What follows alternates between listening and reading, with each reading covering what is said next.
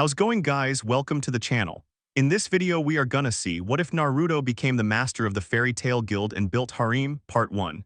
Huge shout out to LordVanity for this story. If you want to see awesome fanfiction like this, don't forget to subscribe. Now let's get into the video. You old fool, you have to retire as master. Poor Lucica, an elderly pink-haired woman who was one of Makarov's closest friends, snapped at Makarov Drayar, the master of the famous fairy tale. Nonsense, Makarov told the pink-haired woman. I feel fine, just a bit stressed, he stated, even though he felt more than just stressed. Just a bit stressed? Fool, your entire body is ready to collapse any moment now, poor Lucica stated as her face darkened. Keep this up and you'll die, you old fool. I won't die with you by my side, the elderly man half-joked. Old fool, even I can't help you if you die. Makarov, you don't have to retire for good, maybe 6 months to a year. You can have Urza or Laxus take charge until then, the pink-haired woman suggested. She was looking out for his well-being. She didn't like most humans, but Makarov was one of the few humans she liked. Makarov sighed at her suggests, I can't, those children need me. They do, but at this rate you'll get really ill and die. For their sake I suggest you retire, but it is up to you if you want to die, poor Lucica told the bald man. I guess you're right, I guess I really do need to relax. Her words had finally reached him. The elderly woman only nodded and Makarov continued, I guess I'll have to think about who will be the new part-time master. Makarov was at Fairy Tail. He was standing on the counter of the guild bar where Murjane usually worked at. He was watching as his children fought against each other, as they joked with each other. He had seen most of them grow up into fine young men and women. He couldn't be more proud at his children.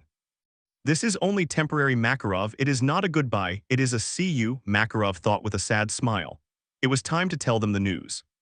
Listen up, the old man yelled. Everyone heard Makarov and suddenly stopped what they were doing.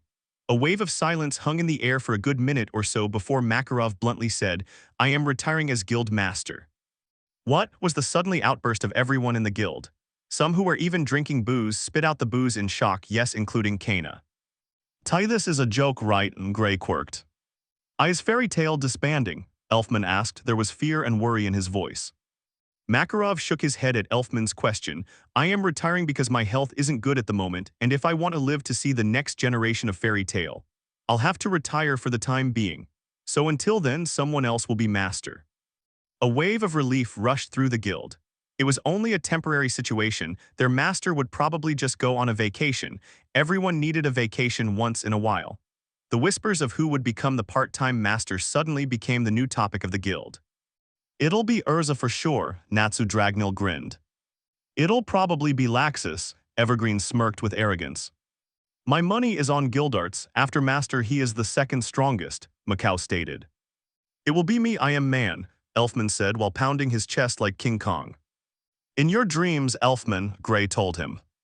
Their muttering and whispering was interrupted by Makarov. I still have yet to come to a final conclusion on who will be the new part-time master while I am away, but let us not worry about that and let's party. Makarov roared while everyone began to cheer. One day later. Oi, old man, why did you call us here for?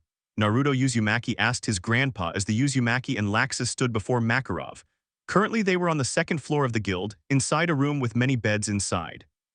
Because one of you will be Fairy Tail's new guild master, Makarov replied whilst looking at his two grandchildren. I just want to hear something from you two before I make my final decision. That'll be me, Laxus smirked cockily.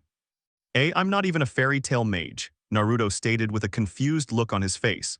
Has your old age finally caused you to become insane? Do you want me to take you to a retirement home or something?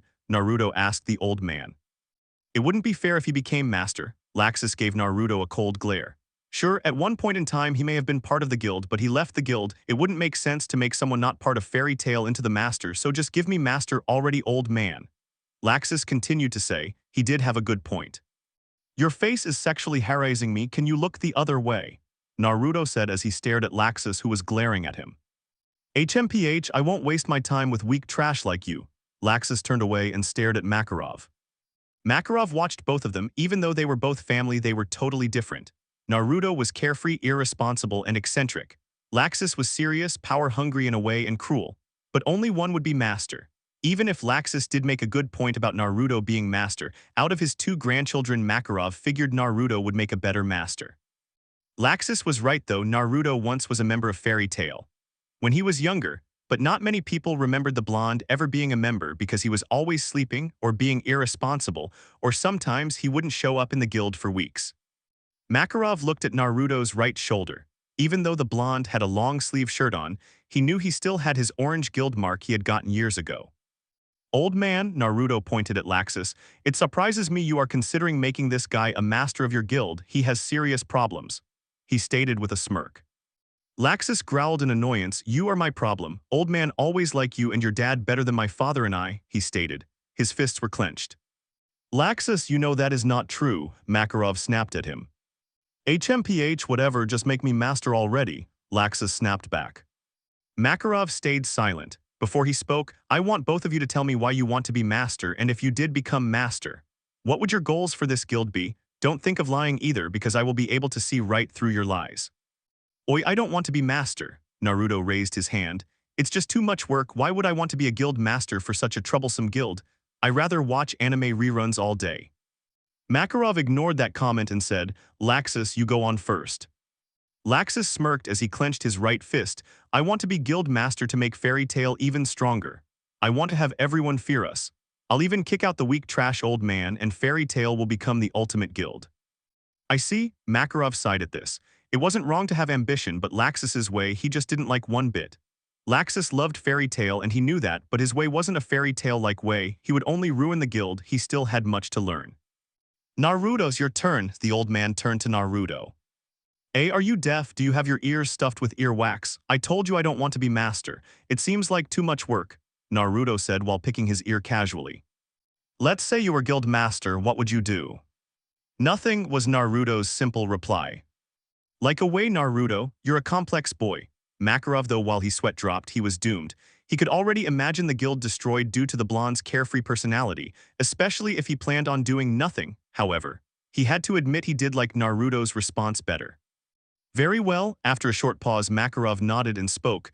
Naruto, you will be Fairy Tail's new guild master, he said happily. What? Both Naruto and Laxus yelled in union at this. Laxus growled in rage after, you'll leave the guild in the hands of this fool. He is not fit for it. Does he even have magic? I don't sense any coming from him, Laxus stated whilst glaring at Naruto. Oi, don't act like you're fit for it too, Naruto stated as he picked his nose. See, he's picking his nose like the child he is. Everyone picks their nose, but unlike them, I do it openly and not in the shadows, Naruto stated as he flicked a booger at Laxus. Very wise words, Naruto, Makarov nodded. Do you know how many times I have to pick my nose in the shadows? The fear of being caught is unbearable. Stop joking around, old man, Laxus snapped at Makarov. Get serious and make me master. Makarov suddenly turned serious, making Laxus regret what he had just said. The old man glared at Laxus and said, I've made my decision, Laxus. Naruto will be part-time master whether you like it or not, and nothing will change my decision, not you, not the gods, and certainly not Naruto. Oh yes, so I get no say in this, Naruto yelled at Makarov before saying, do you want to die, old man? You already got one foot in the grave, I'll gladly help you put the other in the grave. Yes, you have no choice, Naruto, Makarov glared at him. You rotten old man, if mom was here she'd beat you up. Just follow me, my boy. Makarov ignored his remark as Naruto and him walked out of the room and into the stairway of the second guild floor. Everyone in Fairy Tail was doing their own thing, but most of all, they were all wondering who the part-timer master would be. Would it be Urza, Laxus, Murajane? Would it be Natsu? Fairy Tail, I bring you forth the new part-time master. Makarov all of a sudden yelled from the second floor, grabbing everyone's attention. Meet Naruto Uzumaki, your new master. They all watched as a blonde walked forth as he picked on his right ear with his pinky. Yo, Naruto lazily said while he waved at everyone with his free hand. Everyone inside Fairy Tail thought the same thing. Who the hell was the blondie? Lucy Heartfilia was feeling a mixture of emotions. She was happy, she was excited, she was nervous and scared, you get the point. She currently standing in front of her dream guild, Fairy Tail. What if they don't accept me in? What will I do then? She asked herself while looking at the two wooden doors in front of her. You have nothing to worry about, Luigi, Natsu gave her a toothy grin.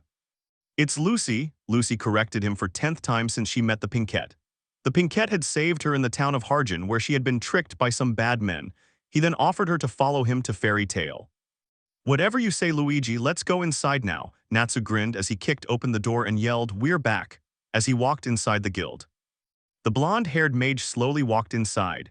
She was looking around the place, noticing her surroundings as she looked around. It was a huge open space with wooden tables lined up. Sitting on the tables was all sorts of different-looking people, some she recognized through her magazines and some she didn't. She noticed as one mage tripped and landed on another mage, and then all hell broke loose. A huge brawl broke throughout the guild. Tables, chairs, bottles were being thrown all over the place. "This is fairy tale, this is totally not what I expected," the celestial mage said in awe. Natsu only grinned at this before jumping in on the ongoing brawl.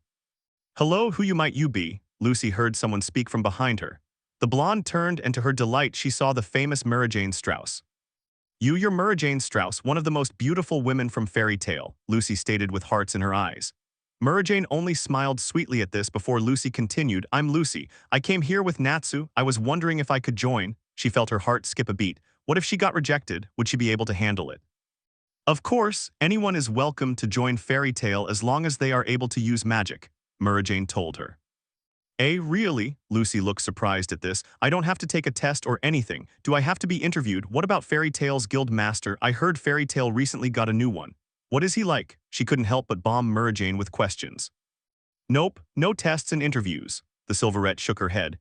"But yes, about a month ago our previous master retired due to health issues, and instead he decided to make his grandson master until he returns." Lucy's face made a horrified expression. Laxus Drayar is guild master. She had heard all about Laxus Drayar. What she had heard was that he was a power-hungry who wished to kick every weak fairy tale mage from the guild. She wasn't necessarily strong, so this worried her. "You have nothing to worry about," Murrajane assured her. "Laxus isn't the current guild master. The current guild master is Naruto Uzumaki. Oh, here he comes from a council meeting."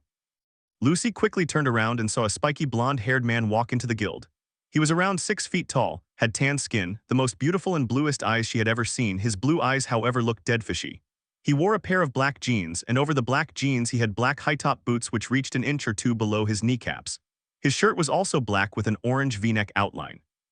Over his clothes he wore a blue summer yukata with orange butterflies all over the place. His right sleeve hanged, leaving his entire right arm free to grab the bakken which hung by his black belt buckle. This will pretty much be his outfit throughout the story unless I change it. I made it similar to Jintoki's from Gintama. "Whoa, he's so handsome," Lucy couldn't help but say. "You'll see past that handsomeness once he opens his mouth," Lucy heard a brunette say before the brunette drank from a large barrel of booze. "Naruto is our very own local asshole." She grinned after she finished drinking from the barrel. "Naruto, you asshole, fight me!" Natsu suddenly yelled while charging at the blonde. His entire right arm blazed with golden flames as he made his way towards Naruto. "Oi, look, Ignil behind you, Pinky," Naruto quickly said while pointing behind the pinkette. Natsu stopped and turned around to see nothing. He then turned to face Naruto only for the blonde's bakken to collide with his face. The impact caused to him go crashing into a table that was 10 feet away. "Cheater, you tricked me, that's not fair." The pinkette quickly recovered and got up from the table which he had landed on. He glared at Naruto who was picking one of his ears. "Yeah, well, life isn't fair, bubblegum," the blonde said lazily before gaining a serious look on his face. "That's the first time I've seen him with a serious look on his face," Elfman stated. "Me too," Wakaba gulped. "What do you expect? He just came from a meeting with the Magic Council." The blonde pulled a stack of papers from his yukata. It was around 6 inches thick which he lifted up into the air. "Do you know what this is?" Naruto questioned them. In complete and utter silence. "This is a list of complaints from the Magic Council. Kana, you drank booze and placed the tab under the Magic Council. Pinky, you destroyed the port, and the rest of you," he glared at them. "Yup, he's pissed. Man, I wonder what he's going to do to us. He can be very sadistic. Remember what he did to Natsu last time he ate his ramen." "They don't remind me." "I am very disappointed in you," the blonde stated. "This stack of papers is only 6 inches. I expect each and every one of you to cause so much destruction and damage that the next time the Magic Council calls me up for a meeting they show me a stack of paper that reaches the sky. Failure to do so will result in sadistic punishments," he grinned darkly. The fairy tale mages couldn't help but face palm at what the blonde had just said. What an irresponsible thing to say. With his attitude, this guild ain't going to survive another year. I fear for our future. We better get to work on fucking shit up. I wish Ezra was here. They muttered amongst themselves as Naruto dropped the stack of papers to the floor, and headed towards the guild bar where Murajane and some blonde he had never seen before were standing. "Oi Myra, I know it's not my birthday, but you didn't have to get me a stripper," the blonde exclaimed while checking the busty blonde out. It took Lucy a few seconds to realize he had called her a stripper. "I'm not a stripper," she snapped at him while giving him a dark glare. "You're not? Are you interested in becoming one? I know a few people. With those boobs and that ass you'll be making jewels for days." "No, you filthy." "Her name is Lucy and she's interested in being a fairy tale mage," the silverette quickly interrupted the blonde. "Is that so?" Naruto eyed her. He noticed celestial keys hanging from her belt. "You're a celestial mage, huh? You should really consider being a stripper. Celestial mages are pretty weak, but if you are set on being a mage, then welcome. If you die, please remember to die quietly. It will be easier on all of us." Lucy growled at him. Sure, he was handsome, but he was a jerk. "Don't let him get to you," Kana grinned at Lucy. "He's a jerk to everyone. You'll get used to him eventually," the brunette stated. Murajane nodded at this before pulling out a stamp. "Where do you want your guild stigma and what color do you want it?" she asked Lucy. Lucy stuck out her right hand. "I want it here in the color pink." She pointed at her hand. The silverette nodded and stamped her hand before smiling. "You are now part of Fairy Tail." The blonde smiled happily. "I gotta go show Natsu." She quickly ran away off towards Natsu, who was currently looking through the request board. Murajane turned to Naruto and glared at him. "You didn't have to be mean to her." "Me mean? I would never dream of being mean," Naruto fake gasped. His voice was dripping with sarcasm. She could also see a bored expression on his face. What exactly happened to turn this man like this? Murajane thought while looking at him. And Naruto-chan. She was snapped out of her thoughts when she saw Romeo walk up to Naruto. The blonde turned to the little boy and raised his eyebrow. "My father hasn't returned from his quest. Can you please bring him back?" The little boy pleaded. Tears threatened to escape from the corners of his chocolate-colored eyes. You have a father. I thought you were a bastard child," Naruto said while picking his nose. Murajane glared at Naruto. "His father is Macau. He left to do a quest on MT Hakob a few days ago," she told the blonde bastard. "Who's Macau again?" Naruto blinked. Romeo clenched his fists in anger and sadness. "Just go bring my dad back." That's too much work. Come on, just go. If you give me 1 billion jewels." "You asshole," Romeo swung his fist at Naruto. However, the blonde caught his fist and smirked. "That's right. Hate me, detest me. Run like a little bitch and cling to life with this hatred, and then come before me, kick my ass, and then use that hatred to survive this rotten world." Romeo only pulled his fist and turned around as he began running out of the guild. Seconds later, a slap was heard throughout the guild. Everyone turned to see Murajane's hand on Naruto's face. Tears began dripping from her eyes and onto the guild floor. "Oh, you were once a strong mage, is that all you got, Myra?" the blonde mocked her. "Don't you care for anyone besides yourself?" She ignored his comment and asked him this. I tried that once, it was too much work," he replied lazily. She pulled her hand away from his face, and she started walking towards the exit of the guild. "Where are you going?" Kana asked the silverette. "I'm going to go look for Macau, unlike some jerk," was her only reply. "I'm going too," Natsu spoke with anger and rage in his voice as he walked after Murajane. I guess I'll go too," Lucy said while running after Natsu. The entire guild watched as the trio walked out. It was completely silent until Naruto got up. "I'm going to go take a nap," he stated while he began walking out of the guild. It's so cold," Lucy said while hugging herself with her arms. "Aren't you too cold?" she asked Murajane and Natsu, who were walking through the snowy mountains of MT Hakob like it was nothing. "Nope," Natsu grinned at the blonde. "I'm a fire dragon slayer, I'm always warm." "Lucky you," Lucy muttered under her breath. They both turned to Murajane, who looked to be in thought.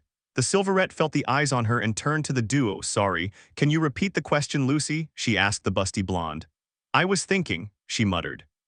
"Yes, aren't you cold?" Murajane nodded a bit. "But we need to find Macau."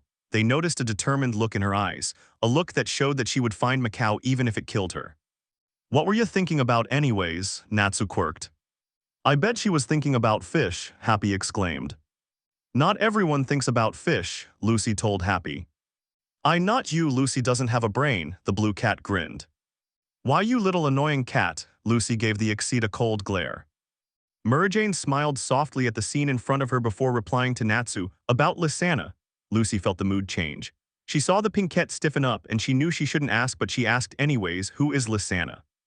"She was my sister before she died. Murajane smiled sadly. I know how it feels to lose someone important. I know, which is why I want to bring Macau back to the guild.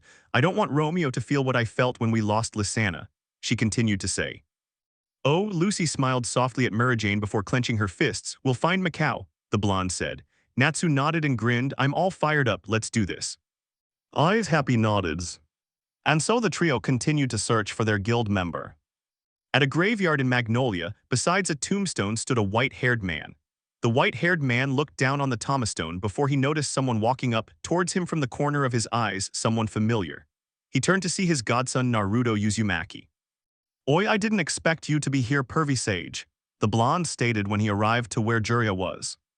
The whited-haired man grinned. I do come pay my respects to your mother from time to time, but it's rare for you to come visit her. What's eating you up, kiddo? Nobody likes nosy people, pervy sage. Oh, I like to call it caring for my godson, so tell me, why are you here? I can't just visit the rotting corpse of my dead mother.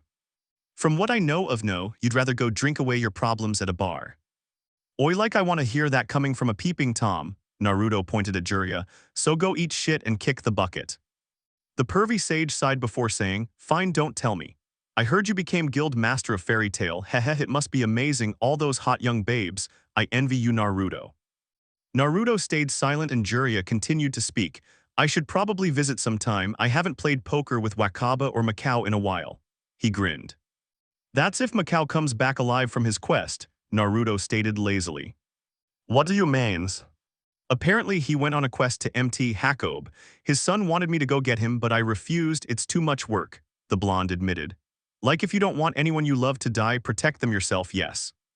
I hope he's okay. Jiraiya looked thoughtful. It's currently mating season for the Vulcans over there. They become very aggressive if they don't find mates. There aren't many female Vulcans as well, so those aggressive male Vulcans end up wanting to have sex with anything that moves. Man, woman, it's quite fearsome, especially when they stay in huge packs. Naruto felt the blood drain from his face. Why, you don't say. Jiraiya nodded. Hopefully, Macau returns with his rear perfectly fine. That's if he returns at all. I have to go take shit, Naruto suddenly said as he began to run off. Shit, I could deal with just Macau dying or getting hurt. But at this rate, Natsu is going to get ass-fucked along with Murajane and the blonde bitch. If they end up dead, I'll have to pay for the funerals and I'll have to deal with crying from Fairy Tail, and Makarov will end up killing me. Fuck. The blonde thought while he began running towards MT Hakob. Things were not going well with the trio who was looking for Macau. The trio was currently surrounded by hundreds of white-furred Vulcans who were eyeing the trio like they were pieces of hot meat. The pink-haired woman has nice ass, me want her.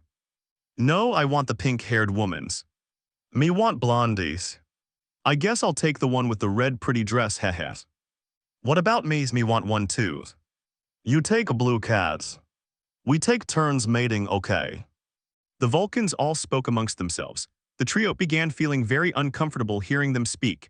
Natsu, however, yelled, hey, I'm not a woman, as he charged at a random Vulcan, fire dragon's fist, he yelled while aiming from the Vulcan's face. The Vulcan only grinned darkly and stopped Natsu's fist. He stopped Natsu's attack like it was nothing, Lucy stuttered out. Natsu, behind you, Murajane shouted as she watched a Vulcan swing at the Pinkette's head from behind. Before Natsu could do anything, the Vulcan landed the punch, making the Dragon Slayer go unconscious. Lucy reacted quickly and tried grabbing her celestial keys only for them to fall on the snow below her. Shit, she cursed while dropping to her knees to look for them. She quickly grabbed them, but at the same time a Vulcan grabbed her and threw her over its shoulders. Let me go, Lucy yelled while moving her body. No, me take you home, you have babies with me, the Vulcan grinned darkly. Murajane watched as her friends went down one by one, and she couldn't help but began shaking. It had been a while since she used magic hell. She had lost her will to fight after Lysana died. She tried getting away, but the white-furred Vulcans only grabbed her. One groped her breasts, while another grabbed her arms and another her legs. Is this the end? She asked herself while biting her lip. All of a sudden, a Bakken flew out of nowhere, and it hit the three Vulcans that were grabbing onto them. The Vulcans dropped to the floor unconscious. This caused everyone to turn to the direction where the Bakken had come from. Yo, they turned to see Naruto waving at them with left hand while picking on his nose with his free hand. And Naruto, Murajane's eyes widened, you came to save us. Oi, of course not, I came to save myself by saving you. If you people die it will only bring me problems, the blonde growled. So as payment for coming over here, you owe me a date along with Blondie and Natsu. Well, he will become my bitch for the next month, Naruto stated while looking at the Vulcans who realized he was a threat to them. Get HIM, a Vulcan yelled while the Vulcans charged at the blonde. As they charged at the blonde, they saw red lightning burst out of Naruto's body.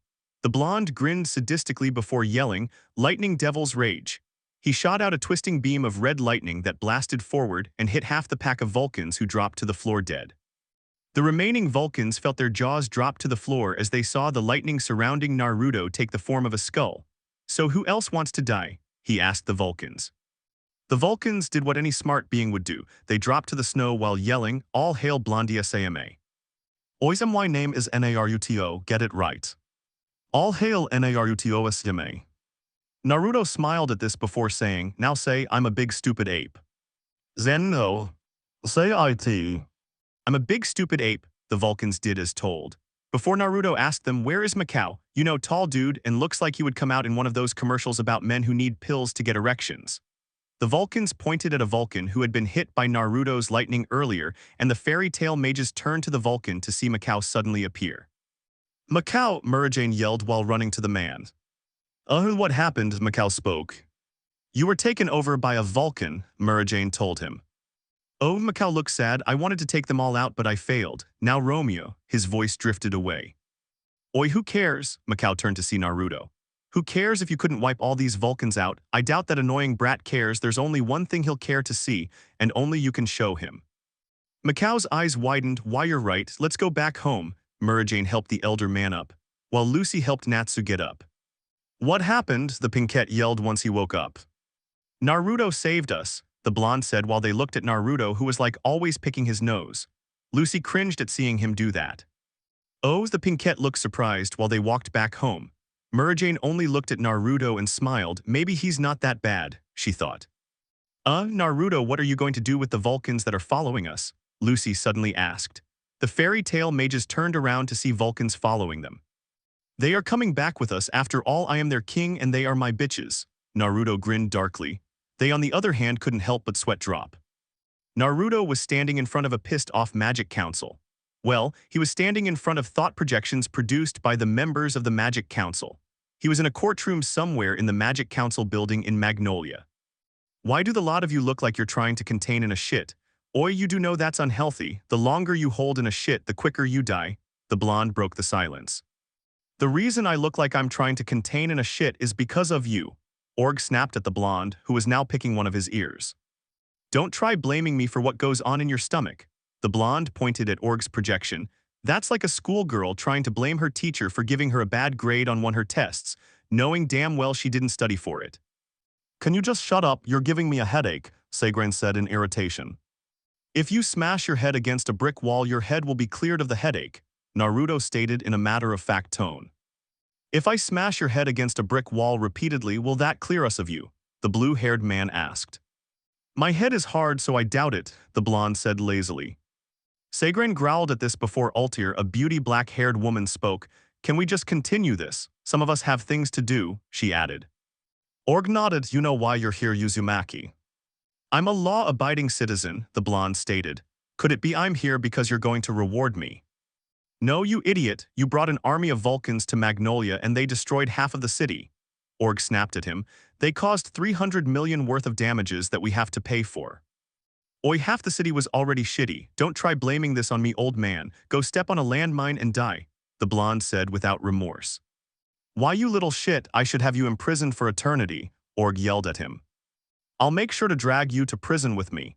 I'll make sure you get the same cell as me, and I'm going to make you wish you were dead, you council pig." "Is that a threat?" "It's a promise from a shonen hero to a cliché side character."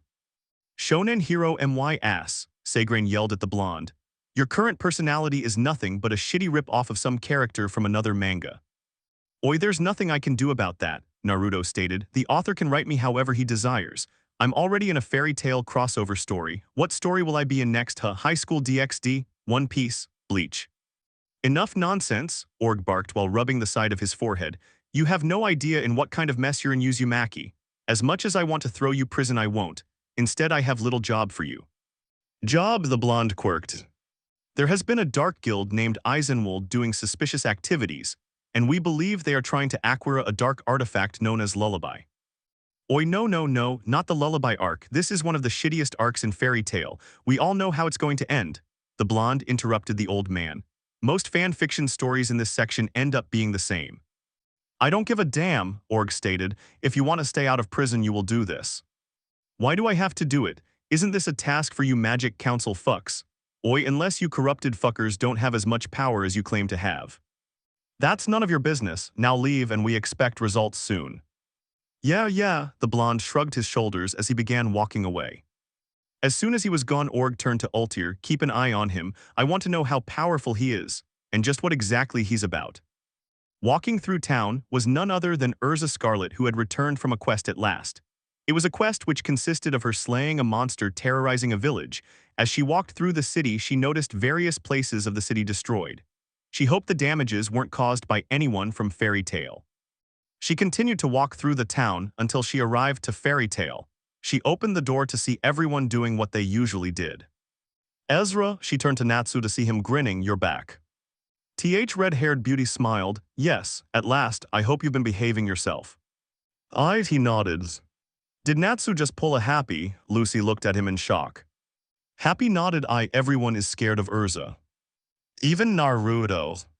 Everyone expect him, Gray stated. I don't know if he's brave or stupid. Urza suddenly turned to Murajane and asked, what happened to the city? Myra replied, a few days ago, Naruto brought an army of Vulcans from MT Hakob, and they went wild, they started destroying everything. That man, Urza clenched her fists, what an irresponsible jerk, where is he? She roared while scanning the guild.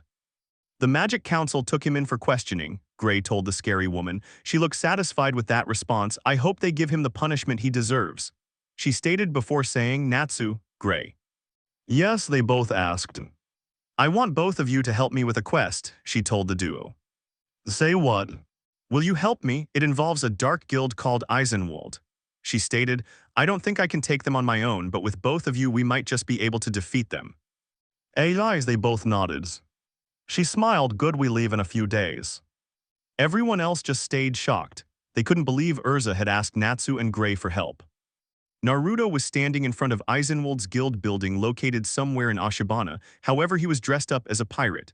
On his head he had a pirate's hat, he also had a fake mustache, and on his right hand he now had a hook. Over his clothes he had a black coat. Some would wonder what he was doing. Well, he could always bust into the guild and kick the ass of every member, but that was too much work, so he decided he would infiltrate the Dark Guild. The blonde opened the door to the guild and walked in. All eyes turned to him. Oi, my name is Captain Goku D. Monkey. I come to join your Dark Guild, the blonde said. We're full, Erriger looked at Naruto and smirked. Perhaps you should consider joining a circus. Ha ha ha ha, the members of the Dark Guild started laughing. Yeah, go ahead and laugh, the blonde said with a sad smile. This caused the Eisenwald members to stop laughing and they stared at him. Suddenly they started hearing sad music. As long as I could remember, everyone treated me like a freak. All because of this hook, he pointed at the hook on his right hand. People looked down on me because of my handicap. Everywhere I went, people told me I would mount to nothing. They told me I could be one of two things, a pirate or one of those things where you hang jackets from. I decided to become a pirate, but I failed to find the One Piece, so I decided to come here. I figured if anyone could understand my pain, it would be a Dark Guild. But I'll just go. The blonde turned around and slowly started walking out, a smirk on his face as he walked. Where did that music come from? It's so sad, one member cried. Can't you see the pirate is carrying a boombox? Another guild member pointed at the boombox hanging from Naruto's fake hook. So sad Captain Goku had such a hard life, another member cried. I know his pain. As a young man I always wanted to be a porn star, but they told me I had a small penis. Now I'm just a man with broken dreams and a small penis, another cried. I say we let him join, another stated. Yes, let him be one of us. Even Erriger had tears streaming down his eyes. Don't leave Captain Goku. Come, join us. Fools, I knew this would work. I'm in Muahata. The blonde turned around and smiled. Thank you. I always wanted a family big bro. Did you just call me big bro? Erriger blinked. Naruto nodded and Erriger dropped on the floor to his knees. I always wanted to be a big bro. I'll gladly be a big bro and buy you all the ice cream you want, lil bro. Yup, Naruto Captain Goku D. Monkey was now part of Eisenwald. A few days had passed since Naruto joined Eisenwald in order to spy on them, and well in those few days many things had changed. For example, he had somehow ended up being the master of Eisenwald. Another thing that had changed had been that now everyone in Eisenwald looked up to him. He was one charming motherfucker. "Boss, what should we do today?" Kajama asked the blonde who was currently sitting down on a chair, his feet on a table while he read a manga. "Yes, let's go on an adventure," Erriger stated, a dark grin spread across his lips. Without looking away from his manga, Naruto spoke, "Oi, I used to be an adventurer until I got an arrow to the asshole. And then I decided reading manga was enough to satisfy my adventure needs," he stated. A silence filled the room they were in. "Oi, I just got an idea." Naruto suddenly jumped out of his chair. "Let's go look for Lullaby." Erriger narrowed his eyes. "Lullaby?"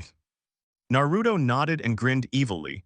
"We get the dark flute Lullaby, and then we take revenge on those idiot masters of legal guilds. After we take revenge on those magic council fucks, and then we rule the world." He continued to grin like an absolute fool. "Wow, Goku-sama," Kajama said with tears in his eyes, "you are just too evil. I love it, you're better than our old master." Erriger nodded. "With Goku-sama we will rule the world." "But where is Lullaby? That's the question," Naruto said while looking thoughtful. It was Erriger's and Kageyama's turn to grin darkly. The black-haired man pulled out a map out of nowhere, causing Naruto to say, "Oi, where did you get that map from? You just pulled it out of nowhere. Did you pull it out of your ass, did you?" he asked the man. "No, the hell do you think an ass is? A pocket where you can hide shit in," Kageyama yelled at the blonde. "Never mind that," Erriger said while pointing at the map. "This map tells us the exact location of Lullaby. The flute is currently sealed away in some pyramid not far away from here. So this is the plan, Kageyama, and I will go get the flute and the rest of you will wait for us in Ashibana Station, got it?" the blonde told the Eisenwald members. Nobody objected, and so Naruto and Kageyama proceeded to leave the guild. "So Lullaby is in there?" Naruto asked Kageyama as both stood in front of a pyramid located not far away from Ashibana town. Kageyama nodded. "Of course, come on, let's go inside." They walked inside the pyramid, and as they walked inside the pyramid, Kageyama said, "Be careful, there are traps every." At that moment, Naruto stepped on a stone which sunk into the ground. Holes opened up on the walls on the pyramids, and then a load of spears shot out and headed towards Naruto, who froze. "Goku-sama no!" Kageyama yelled as he pushed Naruto out of the way. The blonde flew face forward and then turned around to see Kageyama fall to the floor on his knees. "Hey, you're not hurt, so why are you on your knees?" Naruto asked him. My ass," Kageyama whispered out. Naruto stood up and walked towards Kageyama, and as he walked towards Kageyama, he noticed a spear sticking out of Kageyama's ass, and there was blood all over the place. "Holy shit, a spear is sticking out of your ass. Does it look bad?" "Oh no, haha, I can hardly tell," Naruto lied. But in reality, he knew Kageyama would either end up turning gay or he would not be able to walk for a long time. "Go on without me, Goku-sama. This was, as far as I was meant to go," Kageyama said while tears streamed down his eyes. "It was an honor having this spear shoved into my ass, in order to save your life." Naruto blinked and then shrugged his shoulders. "Fine, have fun, it was nice knowing you, Kageyama, or whatever your name is." He began walking away. "What's you're gonna leave me to die here? Or you told me to go on without you." I said that for dramatic and emotional effects. In reality, he's supposed to say, "I cannot go on without you." How the hell was I supposed to know? Just help me up and let's go. Naruto blinked once again, and while he picked his nose he said, "About that, I have been a double agent, so yeah, have fun living with a spear in your ass." He proceeded to walk away. "You bastard, how dare you, you will not get away with this," Kageyama yelled as Naruto stopped walking and tilted his head to the side. "I am Captain Goku D Monkey Savvy." He grinned like an absolute fool before walking away. After wandering around through the pyramid and avoiding hidden traps, the blonde at last arrived to a room where Lullaby was floating. He eyed the Lullaby and said, "I thought it was sealed. I guess it was bullshit." He walked up to the Lullaby and grabbed it. The moment he grabbed the stupid flute, the entire pyramid started shaking, and then the roof began collapsing down on him. "Shit, I have to get out of here," he said as he ran out of the room. While ran throughout the pyramid, he avoided chunks of roof falling down on him. He ran until he saw the exit of the pyramid, and as he ran towards it, something grabbed him by his ankle, causing him to fall down face first. "I will not let you leave. You're going to hell with me, muahaha," He turned around to see Kageyama grabbing his ankles. "Oigio, to hell alone," Naruto yelled while trying to pull away. "You will die with me, bastard." "Double suicides aren't popular anymore, go die alone," Naruto said while kicking Kageyama's face. Even so, the black-haired man would not let go, so he continued to kick the man's face until at last Kageyama let go. The blonde quickly got up and ran out of the pyramid. The moment he exited the pyramid, it crashed down completely into the ground. He sighed in relief and looked at Lullaby as he grinned darkly before he walked away. Next stop, Ashibana Station. Naruto sat comfortably as the train he was in took him to Ashibana's train station. The blonde quietly read a manga as he waited for the train ride to be over. His deadfish eyes suddenly widened as he read the manga. "Main characters can die. Oi, I gotta be careful," he said out loud. He continued to read his beloved manga when he got the urge to take a shit, so he got up and walked over to a bathroom when he saw Team Natsu on the train. Urza at that moment managed to spot him along with Lullaby hanging loosely from his coat pocket. "That man has Lullaby." She stood up and pointed at Naruto as Lucy, Gray, and Urza ran towards the blonde who stood still. Natsu got knocked out by Urza. "Hand over Lullaby and turn yourself in." Urza snapped at him as she pulled out her blade and pointed it at his neck. "Who are you supposed anyways?" Gray quirked. "I am Captain Goku D. Monkey and I will become Pirate King," the blonde stated. Apparently they couldn't tell it was him, Naruto. "Ha, Goku, Goku would never side with a dark guild, you're just trying to be a rip-off of him." Urza laughed, her blade still not leaving his neck. Lucy looked at him closely and realized it was Naruto. "Hey, that's Naruto," she exclaimed. "Oi, you're not as dumb as you look, funbags." Naruto smirked while taking off the fake mustache and removing the pirate hat on his head. Lucy glared at him for insulting her but said nothing. "Hey Naruto, what are you doing here?" Gray and Urza asked in union. "That shitty magic council wanted me to take down Eisenwald, so I decided to infiltrate the guild, get Lullaby, and I was just about to go defeat them into coma, but since you guys are here then my work is done," he stated while picking his nose.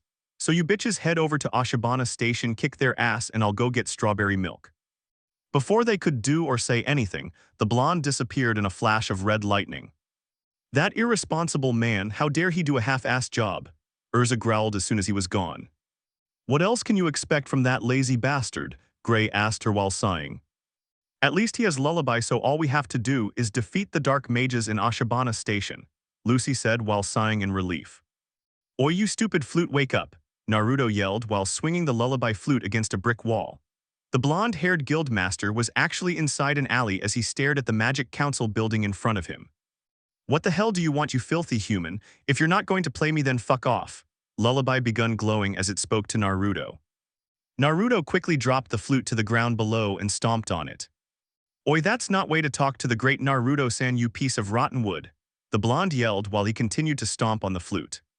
"Okay, stop stomping me, you filthy human. You're lucky I don't turn into my demon form and crush you like a bug," Lullaby growled at him. "Oh," the blonde tilted his head to the side. "I was wondering why you weren't turning into demon. Could it be you're scared of me being a devil slayer?" Naruto mocked the flute. "To shut up, you arrogant humans. Oi, make me's. If you don't shut up, I will." "I'm not shutting up." "SMH, whatever. What the hell do you want, human trash?" Lullaby decided it was best not to argue with the annoying blonde. Naruto quickly picked up the demotic flute and faced it towards the Magic Council building in front of him. "Do me a favor and destroy that shitty council building," the blonde grinned darkly. "Oh, that's interesting. A human part of a legal guild wanting me to destroy the Magic Council building," Lullaby spoke with amusement. Naruto started scratching his back with the flute and spoke. "Those shitheads have the nerve to tell me what to do. Oi, telling me what to do is like telling a fanfiction author how to write their story. So all I want you to do is destroy that shitty building. After that you can go fuck a tree or go suck your mother's breasts. Hell, you can even go cause destruction on another fanfiction story for all I care," the blonde stated as he continued to scratch his back. "Hey, stop using me to scratch your back. But you're a good back scratcher. Just shut up and I'll go destroy that building." The blonde nodded and stopped using the flute as a back scratcher. He then threw the flute across the street. And as the flute flew, it turned into a giant 3 or 4 story tall-looking demon that started shooting beams of dark magic at the building. "Suck it, shitty Magic Council," Naruto smirked as he walked away. "Fairy Tail stops Eisenwald at Ashibana Station." Naruto read out loud from a newspaper. He was sitting near Fairy's Guild bar while smirking. A demon of Zareth, also known as Lullaby, appeared a few days ago out of nowhere and also destroyed the Magic Council building before vanishing.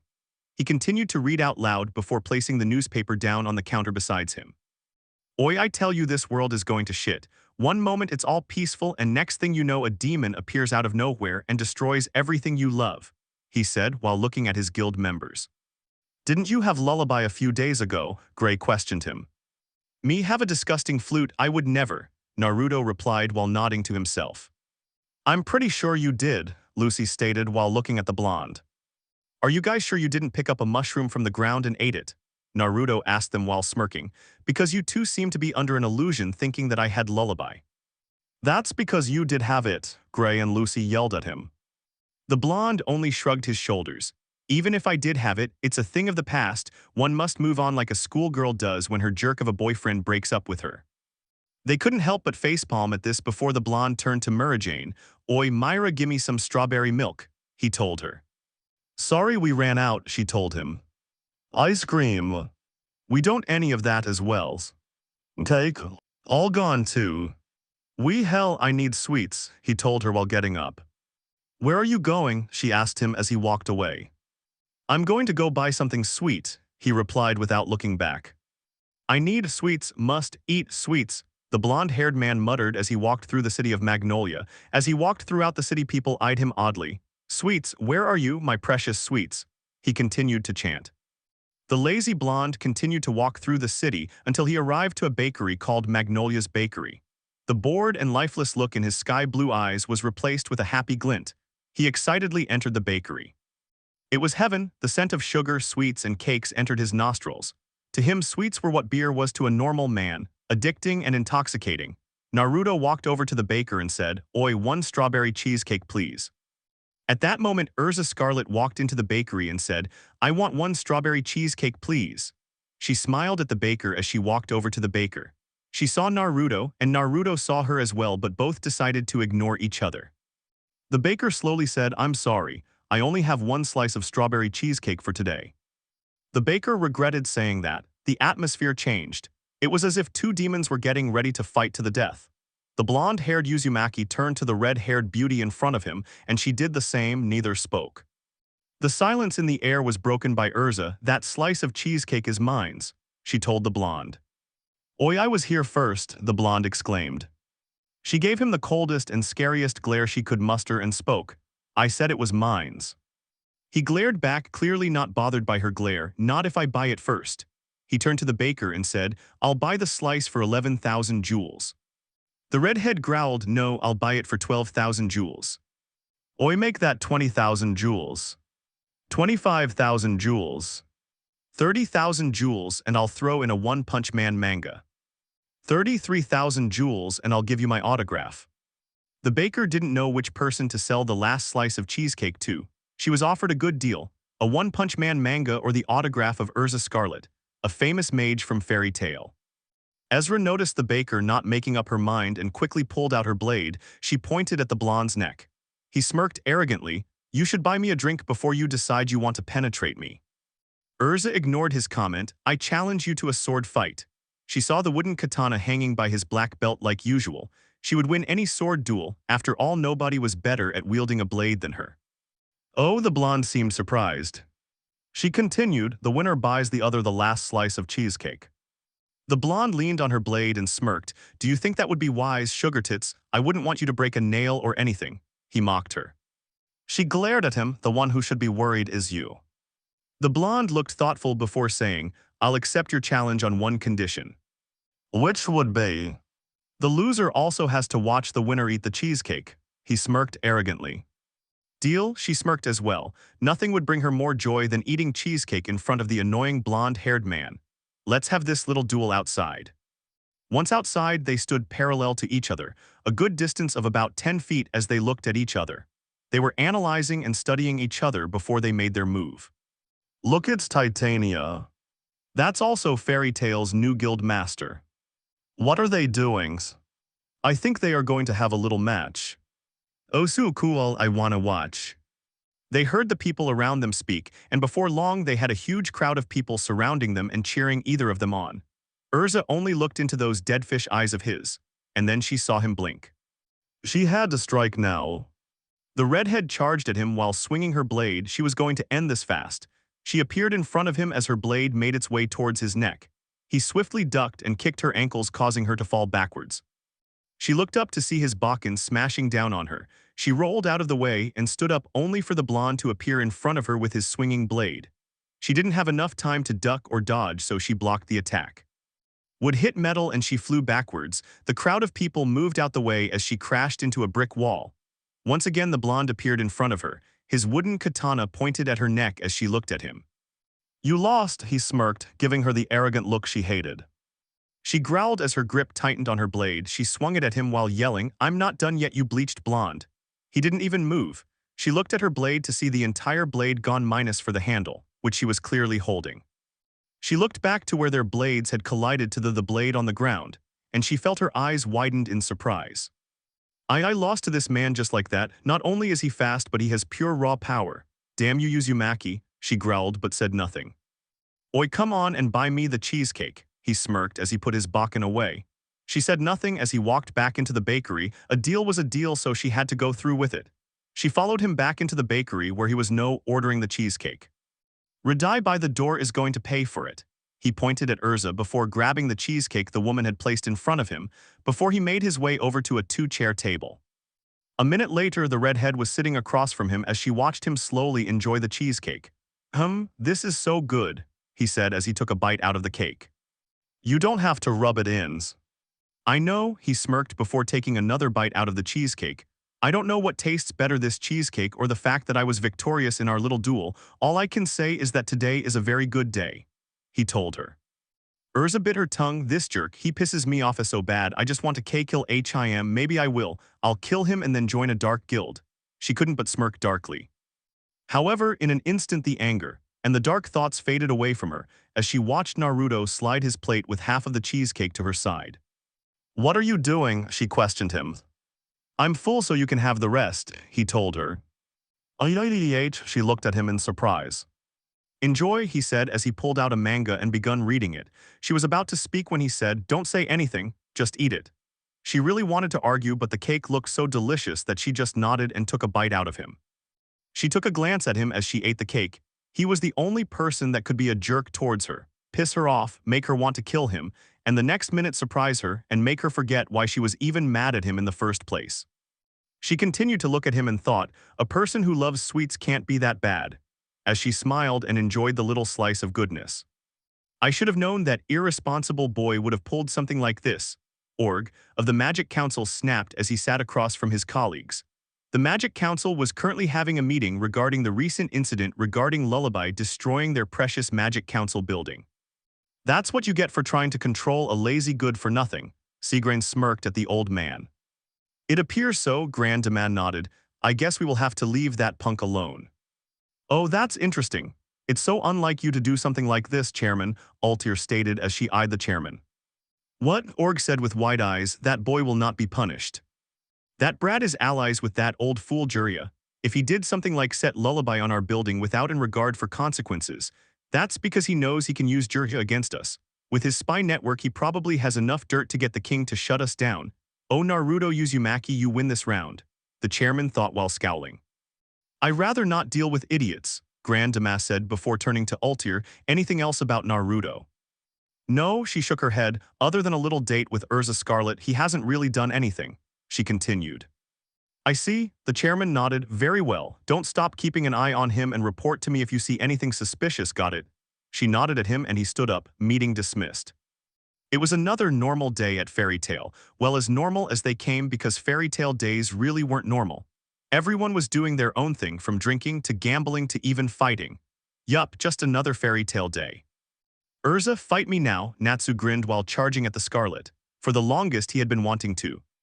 Urza, who was eating cake, quickly stood up, and as the Pinkette appeared 3 feet away from her, she roundhouse kicked him and flew across the guild before crashing into a wall. Fine, if you want to fight then come at me with everything you got, the redhead said while looking at the dragon slayer who didn't seem to be awake. He went down after 1 hit, Gray yelled out. Ha, you are so lame, Nats who am I? Naruto laughed from the guild bar. The blonde had actually been drinking a lot, so he was intoxicated. It appears so, Lucy's sweat dropped. Is there anyone that can even beat Urza? She then asked. A few from this guild actually, Murajane stated while looking at Urza, who went back to enjoying her favorite food. It was then that everyone started becoming sleepy. Huh, why am I getting sleepy? Lucy said while yawning. He's here, Urza spoke softly as she tried staying awake. Mistogen, Murajane managed to say before falling asleep. A cloaked figure covered from head to toe suddenly walked into the guild, and as he did his eyes widened to see Naruto actually awake. Mistogen was surprised because even the previous guild master Makarov would fall asleep when he activated his sleeping spell. His palms are sweaty, weak knees, arms are heavy, there's vomit on his sweated already. Mistogen only watched as Naruto sang into a beer bottle as if it was a microphone. The cloaked man figured the spell had not worked on the blonde because the blonde was too drunk to even realize a sleeping spell had been casted, if that was even possible.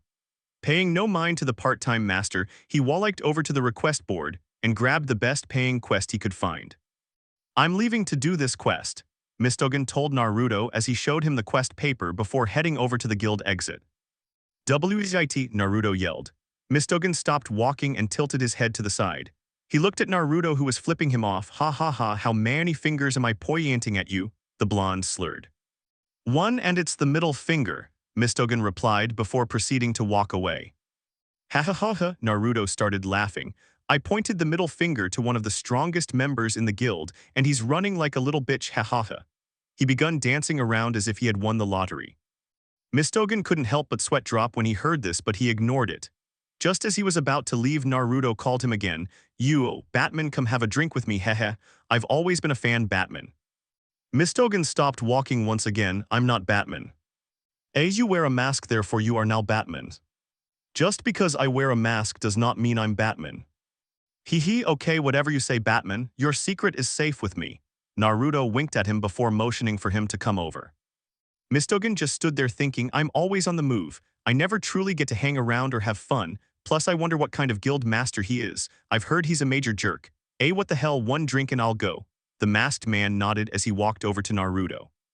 Many bottles of booze later, Mistogen and Naruto were on top of Fairy Tail's roof, both laying down peacefully while looking up at the beautiful and clear skies. Oi, this is life, Naruto grinned happily. A nice drink, a great drinking partner, and nothing but a beautiful and peaceful day to make it a great day. What more could a man possibly want? Mistogen heard this and smiled underneath his mask. This man, he has a certain thing to him, something that makes you believe everything will be okay in the end. I haven't felt this peaceful in a very long time. I can see why Makarov picked him. Batman, how does it feel to wear mask all the time? Naruto suddenly asked him. Mistogen didn't know why. Maybe it was the booze or maybe it was emotions buried deep inside his heart. But he suddenly started crying. It feels so shitty. For once I'd like to feel the fresh air against my face. Seriously, I hate having to wear this mask all the time. Do you know how much of a burden it is to play a mysterious character, do you? He yelled. Let it all out, Naruto only patted his back. And do you know what the worst part is? Mistogen yelled at the blonde. That you're ugly, so that's why you have to cover your face. No, it's that I have to smell my stinky breath all day every day, and don't even get me started on sex, Mistogen continued to say. Naruto at the moment got an idea. Let's burn the mask, he grinned. And knows I can't. I have a lighters. Oh, what the hell, let's burn it, Mistogen said while taking off the mask. Naruto handed him the lighter and the blue-haired man lit the mask on fire. Yeah, burn bitch, burn, Mistogen yelled like an absolute maniac. You're free now, Mistogen. Naruto only looked at him. The mask of despair no longer holds you hostage. You can now feel the wind against your face. Mistogen only started crying once again. It wasn't always like this. When I was a boy, I dreamed of being a transformer. How badass would it be? He slurred before taking a swing of the bottle of booze he had on his hand. So beautiful. Naruto felt tears streaming down his eyes. You wanted to be a robot. How beautiful. Do you know what I wanted to be as a child? I wanted to be the Pirate King. And do you know what I was going to name my ship? What? Mistogen asked. The big cock, Naruto told him. That way I'd be able to ram my ship into another ship and yell, oh yeah, I just rammed him, why big cock up your ass. But now, all I have is this empty bottle of booze and a heart with broken dreams, the blonde said while throwing the bottle away. Deep man deep, Mistogen whispered as he and Naruto stayed silent. Minutes later, Naruto broke the silence by saying, "Something smells odd. It smells like burnt human." He yelled as he looked and saw that his leg was on fire. "Holy shit, the guild is on fire!" Mistogen yelled as he grabbed Naruto and jumped off of the building. Once they were down on the ground, Naruto rolled on the floor before looking up to see the entire guild blazing with fire. "Oi, you burn the guild!" Naruto yelled while pointing at Mistogen. "Emmy, you're the one that told me to burn my mask. This is your fault." Okay, don't panic, I have a plan." "Which is?" Mistogen asked him. "You stay here and take the blame while I run away, bye-bye." Naruto started running, but because he was drunk, he stumbled down on the floor. Mistogen looked at him and sighed, "Don't worry, I have a plan. You put the blame on." What the hell happened here?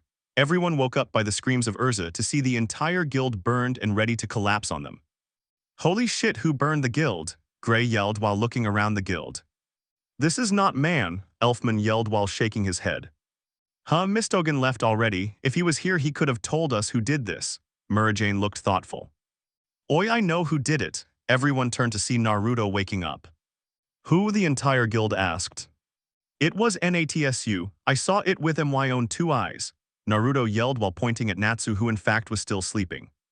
"I should have known," Urza yelled angrily while stomping towards him. "Figures," Gray nodded his head. "Natsu wake up," Urza only yelled as she shook him awake. "Hello Urza, what's up?" he grinned at her. "Don't what's up me, you burned the entire guild and for that you will be punished," she said. Her eyes were glowing red as she dragged him out of the guild. "What? I didn't do anything," Natsu cried out as she continued to drag him away. Naruto only smirked and thought, "Mistogen, you magnificent fucker." Natsu sighed as he scrubbed the guild floors. Cleaning the guild was all he had done for an entire week as punishment for burning the guild apparently. Something he actually never recalled doing. Either way, the guild was already back to its original condition before it got burned. "It's totally not fair," the Pinkette muttered underneath his breath. "I haven't done a single quest all week and all this cleaning is boring," he complained to himself. Everyone was doing their own thing while he scrubbed the floor as if he were some Cinderella.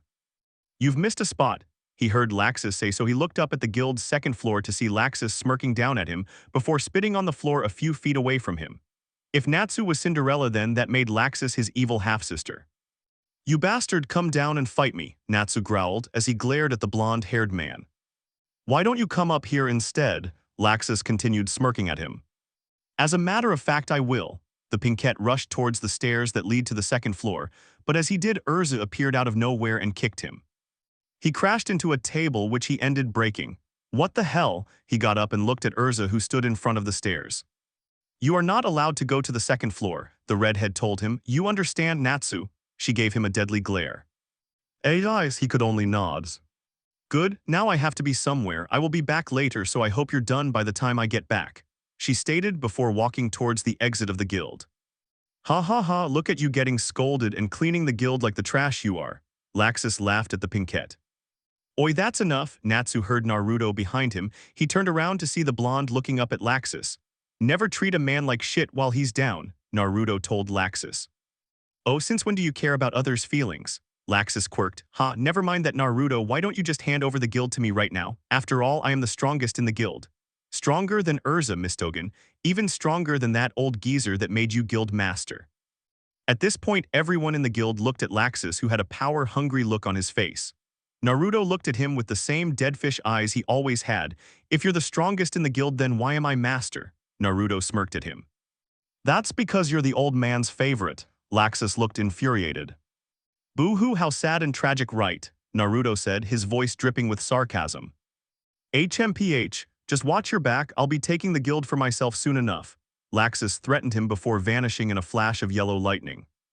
"Haha, that was kind of cool." Naruto turned to see Natsu grinning at him. "I don't think he would have stopped bothering me if it wasn't for you," he stated. The blonde only shrugged his shoulders and walked away. It was the least he could do for placing the whole burning guild blame on the Pinkette. "Why can't Natsu go to the second floor anyways?"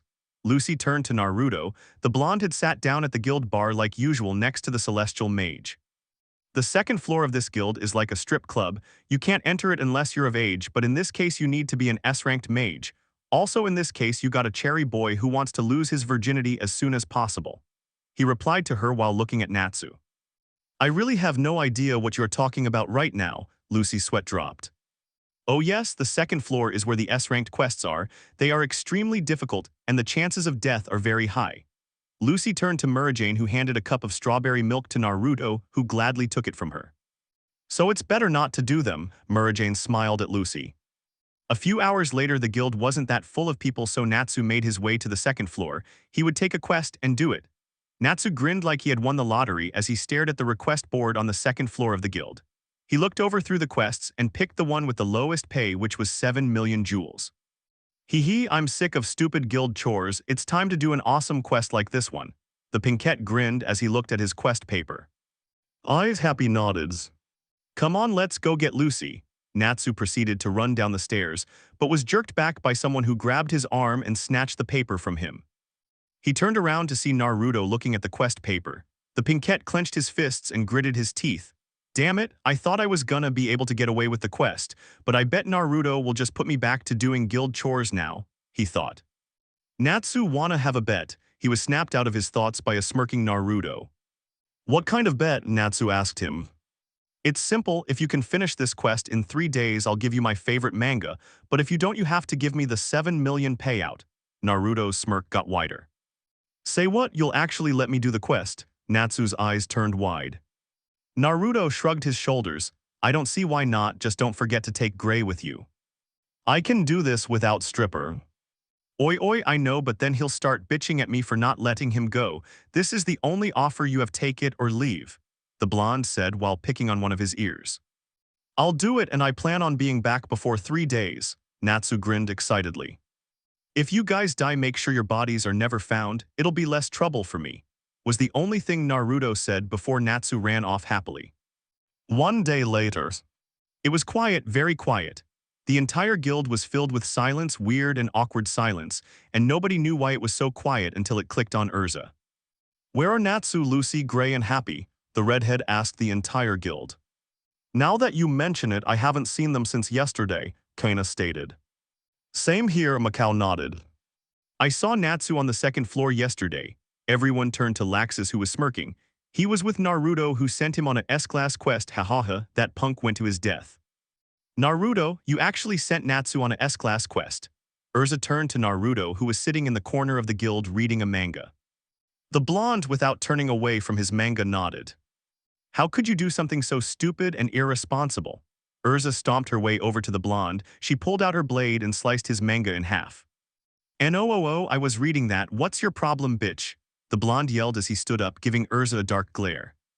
You're my problem. You've done it now. You've sent Natsu and possibly Lucy, Happy, and Gray to their deaths. Urza gave him a glare of her own. Naruto shrugged his shoulders. They'll be okay. The blonde picked on one of his ears. I wouldn't have allowed him to do the quest if I didn't believe he couldn't do it, he admitted. Urza was actually taken back by his response, but she shook her head. No, you probably also allowed him to do the quest because you knew he'd take Lucy and Gray. That way you could sit back and relax, enjoying the peace and quiet. That too, he admitted shamelessly. But if you're really worried about them, go after them and mother them, because that's all you seem to do. Mother people, stop being an uptight bitch, he told her. I am not an uptight bitch, she snapped at the blonde. Yeah, you are. You can never let simple things like this go. I can so let things go. Sura, you can, he said sarcastically. Yes, I can. Okay, then let this conversation go. I am letting it go. Then shut up and let it go. I have let it go. Yeah, he rolled his eyes. Now go be their mother if you are so worried. Oh, and make sure you get cursed and stay on the island forever. He continued. I will go, but I will not give you the satisfaction of staying here enjoying your peace and quiet while the rest of us are out there putting our lives at risk. You are so coming with me, Naruto Uzumaki, she told him. The blonde blinked before he started laughing, ha ha ha ha. Last time I checked I was guild master and you aren't. There's no way you can make me do anything, he smirked at her. Yes, I can, she smirked back. How the hell did this happen? Naruto asked himself mentally as he wiggled. He had forcefully been tied up and taped up by Urza before being dragged into a pirate ship that was headed to Galuna Island. He looked at Urza, who was looking out in the sea, a soft smile on her face. MMA, the blonde said as he shook. He was trying to grab her attention. Urza turned around and looked at him. She walked up to him and crouched down. I'm going to remove the tape and untie you only if you promise me to behave. He nodded slowly, she nodded back and quickly removed the tape and rope from him. The moment she did so, he stood up and glared at her. That was uncalled for, you uptight bitch. Stop whining, this is your fault. You wouldn't have to be dragged here forcefully with me if you hadn't sent Natsu on a S-class quest. She roared at him. Chen, whatever. He shrugged lazily and walked towards the rails of the pirate ship. He stopped and stood there looking out into the sea just like Urza had done earlier. The redhead looked at him and sighed. She walked over to him and stood beside him. Neither spoke nor did they look at each other until minutes later she broke the silence. Listen, I am not an uptight woman, I just don't want to lose those precious to me, she explained to him. He didn't say anything and she continued, you see, when I was a child I was locked up. She bit her bottom lip. She was going to try and tell him about her past, but she couldn't. Oi, I frankly don't care, he turned to her. If you want to protect those you love, then do it, just don't drag me into it. But since I'm here, I might as well help you, which is really troublesome. He mumbled the last part. Urza only smiled at this, thank you. The blonde only gave her a simple nod as the pirate ship sailed to the Curse Island. By the time the pirate ship arrived to Galuna Island, a day and night had passed. They looked at the shore of Galuna Island to see Lucy. Yeah, Lucy, and she seemed to be fighting a woman. The blonde-haired woman knocked out whoever she was fighting, and then out of nowhere a giant mutant-looking rat popped up in the sky and it was falling down towards Lucy. She's not moving, Urza said while looking at the rat crashing down towards her. The rat will flatten her like a pancake. She clenched her fists. Oi, don't worry, her boobs will protect her, the blonde next to her said lazily. Now is not the time for jokes like that, we need to go save her. Urza jumped out of the pirate ship and ran towards Lucy. As she ran, she jumped up in the air while pulling out her blade and she hit the rat. It yelled and it flew into the island's forest. Urza, Lucy looked happy to see Urza, but then her happiness was replaced with fear. What are you doing here? Why you came to punish us? She asked fearfully. Yeah, Urza-chan, why are you here? Lucy turned to see Naruto walking towards them. Naruto, you came too, she looked surprised. I was dragged here by a demon. I was forced to come here unwillingly. Stupid demons that force people to do shit they don't want to should just go die, he told Lucy. Urza heard this and glared at him. The demon is glaring at me right now as well, he said while blinking. Urza then gave him a look that said, I will deal with you later, before the Scarlet turned to Lucy once more. I have come to help, she told the blonde. Lucy's eyes lit up. Really? Why, you are not going to punish us? Urza looked at Naruto and said, Naruto gave Natsu permission to do this quest, so I don't see a reason to punish you guys. If anyone deserves to be punished, then it should be Naruto, and he's currently serving his punishment by being here. Or you think being on an island next to two beautiful ladies is a punishment? Naruto asked the redhead, an arrogant smirk present on his lips. Urza had nothing to say to that, so she ignored his comment and questioned Lucy, fill us in. What is going on here? Lucy nodded at her. Well, the people on this island are turning into demons, and they said it was because of the purple moon in the sky. So we decided to check out the island, so we head over to a pyramid where we fall down into some underground cave where apparently there's a demon sealed up by ice, and the person who sealed the demon was Graze. What are you trying to do here, Booby-chan? Just write us a book, Naruto interrupted Lucy. We don't have time to listen to this shit. He shook his head as he began walking away. Where are you going? Lucy and Urza asked him. I'm going to check the island out, he replied as he walked away. Fill me in as we walk back to the island village. There's a village, right? Urza asked Lucy. The blonde nodded and they began walking back to the village. Where am I? Gray asked himself as he woke. He woke up to find himself bandaged and inside a tent. He clenched his fists. Damn it, I can't believe I lost to Lion. I have to stop him. He quickly got up and walked out of the tent. Gray, you're finally awake. He turned to his left to see not just Lucy, but Happy and Urza as well. He froze in fear when he saw Urza, but his fear quickly dissipated when he saw that she didn't look angry or ready to punish him. Lucy, sensing what he was thinking, spoke. Urza and Naruto came to help us out. Isn't this great? The blonde-haired girl cheered happily. Gray nodded slowly before asking, what happened to the village? Oh, Lucy looked at the ground sadly. Last night the other mages tried killing everyone with some poisonous jelly acid. But thanks to Natsu no one got hurt, but the village couldn't be saved. That bastard Lion, the ice mage growled. When he said he was going to eradicate everyone, I didn't think he'd actually do it. We have to go stop him at the temple before he revives Delioria. But before that we have to find Natsu, Urza stated. Knowing Natsu, he's probably off at the temple trying to fight Lion, Lucy told Urza.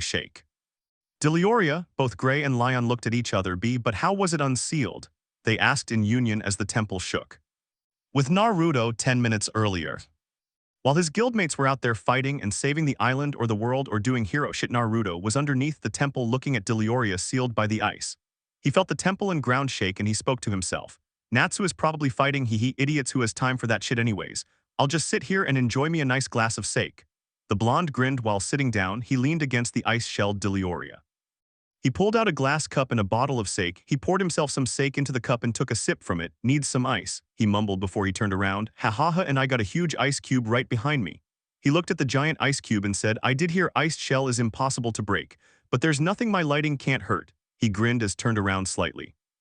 His entire right arm begun glowing with his red lighting and he yelled, Lighting Devil's Claw, while he smashed the ice with his lightning-coated fist. Chunks of ice started to fly everywhere, and he grabbed the nearest chunk which he then dropped into his cup. He waited a minute for the ice to cool his drink before he drank it completely, and the moment he drank the entire sake along with drinking down bits of ice, he saw something. It was a memory. Delioria, I've heard of it, but I never imagined for the scale of its destruction to be this bad. A beautiful black-haired woman stated while looking around a destroyed village. She turned to her pupil Lion and yelled, Lion, you could get hurt, get over here. But I found a survivor, he yelled back at her. Ur's eyes widened and she ran towards him to see a black-haired boy crying and clenching his fists. It was a young Gray, filled with hatred in his eyes. Delioria, I won't forgive Delioria. I'll never forgive Delioria. I'll kill that monster that took away my parents, Gray yelled with hatred in his voice. The memory changed and now Naruto watched as Gray and Lion stood in an open snowy field. The black-haired woman spoke, My training can be hard, so are you sure you're up for it, Gray? She asked the young boy. I'll do anything to kill Delioria, Gray said, his fists clenched. Let's get started then, told him as she began taking off her clothes until she was only in a bra and pair of panties. What the hell are you doing? Gray yelled at her. Taking off my clothes, now you do it, she smiled at him. Are you crazy? It's snowing and it's cold, and aren't you a woman? Shouldn't you be embarrassed of taking off your clothes in front of us? He questioned her. Don't be silly, why would I be embarrassed in front of two cute kids? She grinned at him. I still don't see why we should take off our clothes. Well, in order to be one with the chill, one has to feel the chill, she explained to him. What the hell is that supposed to mean? He cocked an eyebrow at her. Naruto watched memories after memories of until he watched as yelled at Gray, You can't go, Gray, it's too dangerous. You're not ready, you'll never defeat Delioria like this. Shut you p, you don't know anything, Gray snapped at her. I'll avenge my mom and dad, you got a problem with that? He glared at her. If you leave, I'll expel you, she only threatened him. Oh yeah, I don't care, he said while opening the door to her house and leaving. Once again the scene changed and Naruto saw as stood in front of Delioria. One of her legs was now made of ice and she looked to be very tired. Shit, I didn't expect Delioria to be this powerful, said as she dropped to one knee. Behind her was a knocked-out Gray and Lion. She turned to see if they were okay before she turned back to Delioria, who seemed to be ready to shoot out a beam of magic. Shit, if that beam hits us, it'll kill them, she said while turning back to Gray and Lion to see Gray waking up. The moment he woke up, he ran to what are you doing here? He asked her. I came here to save you, so take Lion and get out of here. I can't fight very well because I have to protect both of you, she told him. Gray turned and ran towards Lion, who was starting to wake up. He grabbed Lion and looked at Why did you come back for me? After I yelled at you, after you expelled me, he managed to say. Looked at him and smiled. Someone once told me to find happiness. I told them I didn't need to find happiness because I had it already. I have two wonderful pupils who made waking up each morning worth it. That's all the happiness I need. So take Lion and get out of here. But your leg, you're hurt, Gray said, tears streaming down his eyes. That's okay. If that monster is your darkness, then I have a reason to fight it, don't I? She grinned at him, making him cry even more. No, I can't, Gio. This is my fault, Gray suddenly snapped at her. It's not your fault. This is just a matter of fighting for happiness, she stated as she turned around and faced Delioria, who looked at her getting ready to fire. I let you get close to Gray or Lyon. This is it, you damn monster. I'll seal the darkness in Gray's heart away, iced shell. Yelled as she crossed her arms and begun glowing. At that moment Lion woke up, tears started forming in the corner of his eyes. You can't do this. I wanted to surpass you and no you can't, he yelled while pushing Gray away and dropping to his knees. Yes please don't I promise I'll be good again, Gray yelled as he too dropped to his knees. No longer looked human but was now turning into ice, tilted her head and said with a smile on her face, You two are the most precious people I've ever encountered. I'm sorry, but this is the only way. I'm doing this to seal away your darkness, Gray. For the future, so live you too, she yelled at last as her entire body turned into ice that covered Delioria completely. It was the end of memories, but Naruto now stood on a clear snowy mountain area. He looked around until he spotted She turned to him and smiled. When you drank the sake along with chunks of the ice, you actually drank a part of my memories. What you did, I can respect. He smiled at her while looking up at the skies. A teacher who protects her students like you, that's a teacher worth having. Smiled sadly at him. Then why do I feel like I failed as a teacher? Gray and Lion are fighting, all because of what I did. I did it for them, for a brighter future. But I sealed away Gray's darkness but only opened up darkness for Lion. There is only one way to set both free from their past, she told him. That would be, as he cocked an eyebrow. You must break the ice that seals Delioria. That will unfreeze the time that was frozen that day. Don't worry about Delioria. Delioria is dead. He's been dead for many years now, she stated. Naruto only looked at her and nodded. Oi, I'll do this, but in return tell the big man up there that I did at least one good deed, you know. An insurance for when I die I can perhaps wake up in heaven. Giggled and nodded as Naruto disappeared, and the moment he was gone eyes started glowing and she grinned darkly. What a fool. Naruto was back into reality. He stood in front of Delioria and yelled, lighting Devil's Rage, as he shot out a beam of lighting magic at the sealed Delioria. He continued to fire at the ice until the ice started cracking. The ice cracked completely, causing Chunk to fall into the ground below as Delioria suddenly roared. RAAAAAWWWARR. The demon took 2 steps before it broke down into pieces near the chunks of ice on the ground. Naruto looked at the scene in front of him for a few seconds before turning away. He was about to walk away when he heard sounds behind him. Quickly turning around once again, he looked and saw the chunks of ice taking a form. He stood there wide-eyed as the ice turned into before the pieces of Delioria turned into black magic which then surrounded Delioria had somehow revived and then taken over her body. At the moment, Gray's and Lion's worst nightmares had completely came true, and it was all thanks to an irresponsible bastard. Oh, how fucking ironic. I took over the body of the same woman that sealed me. Oh, how I hate this bitch. Spoke and Naruto couldn't help but take a few steps back. But this could have not been possible without the help of an idiot, so thank you very much, Blondie. As a reward I'll kill you quickly and painlessly. Smirked darkly as she walked over to Naruto, who looked like he had just shit a brick. Oi, this cannot be happening, Naruto yelled into his mind. Yes, it was happening and he was completely and utterly fucked. But like they said, good intentions pave the road to hell. There Naruto stood watching as Delioria in body walked towards him. Shivers ran up his arms as he felt the cave turn colder and colder by the minute. Why didn't he remember to pack a sweater? Oh, right, he was forced to come to this shitty island by Urza. The blonde didn't want to fight, so he spoke. I'd rather not fight, so if you walk away now I promise I won't kill you. His deadfish eyes looked into glowing eyes. Ha, do you think you can kill me? I'm immortal, you fool, grinned darkly at him. You're a devil that managed to take over a mortal woman's body, so I'm pretty sure it's possible for you to die if I destroy this woman's body, Naruto stated casually, his pinky in one of his ears. Stopped walking. You do have a point, human, but even so there's no way you can defeat me, hehe. She appeared in front of Naruto in the blink of an eye. She wrapped her entire right hand around Naruto's neck and lifted him up a few inches from the ground, her hand tightened around his neck while he gasped for air. You know what I love about humans, so fragile and easy to break. Naruto felt like his neck was about to be broken, so he pulled out his Bakken and stabbed it right through her right shoulder. Blood squirted out as the Bakken exited out the back of her shoulder. She grimaced in pain and gritted her teeth as she let go of Naruto's neck.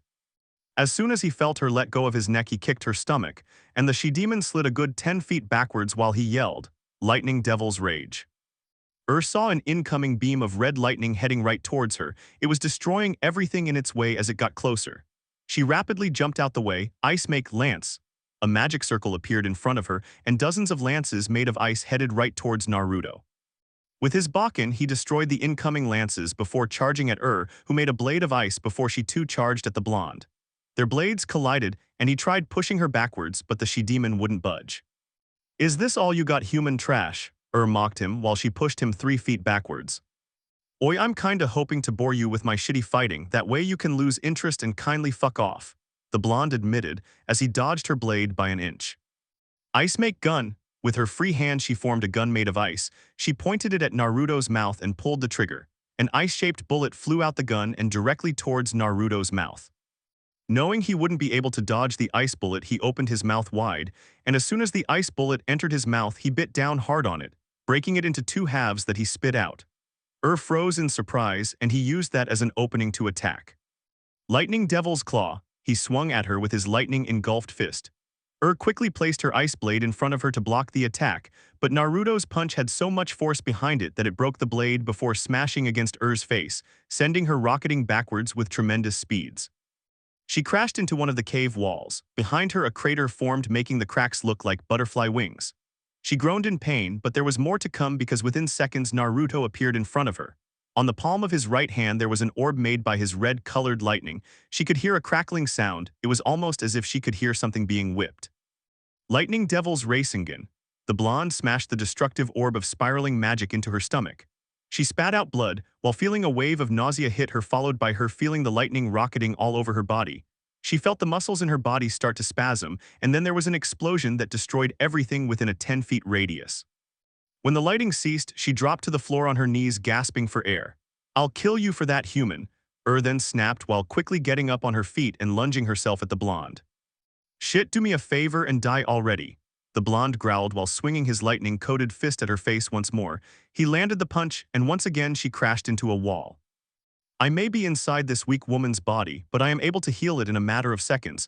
My powers are unlimited, you human gutter trash," Leoria snapped at him.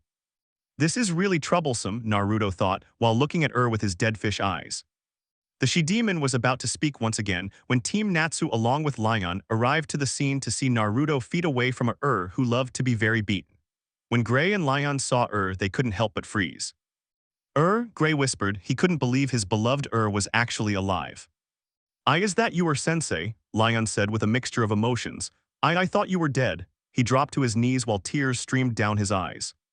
"What the hell is going on?" Natsu asked. He was clearly confused by everything. "That woman is Gray's teacher, I believe," Urza told Natsu, who only managed to say, "Oh.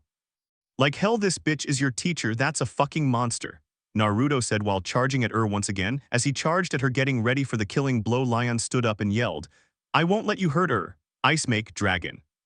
The ice dragon Lion created flew and crashed into Naruto, making the blonde fly across the cave before crashing into a rock wall. He hit his head hard in the process as he fell to the ground below. He started seeing blurry and darkness as he spoke. "That's not your teacher, that's Leoria inside body, idiots." And then he saw darkness. Nobody expect Natsu heard Naruto's word. "Wait, what the hell did Naruto mean?"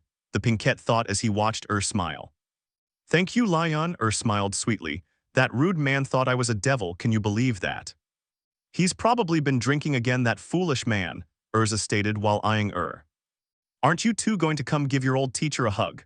Then grinned while looking at Gray and Lion. They were still a bit shaken up by seeing her. "Why yes," both nodded while running towards who begun to grin darkly. "I'll kill both of you. I'll kill the two most precious things that this woman had," Leoria thought as he watched both getting closer to body. "Fire Dragon's Roar." Natsu suddenly blasted out a beam of his golden flames from his mouth. The flames headed towards who quickly jumped away to avoid being turned into a crisp.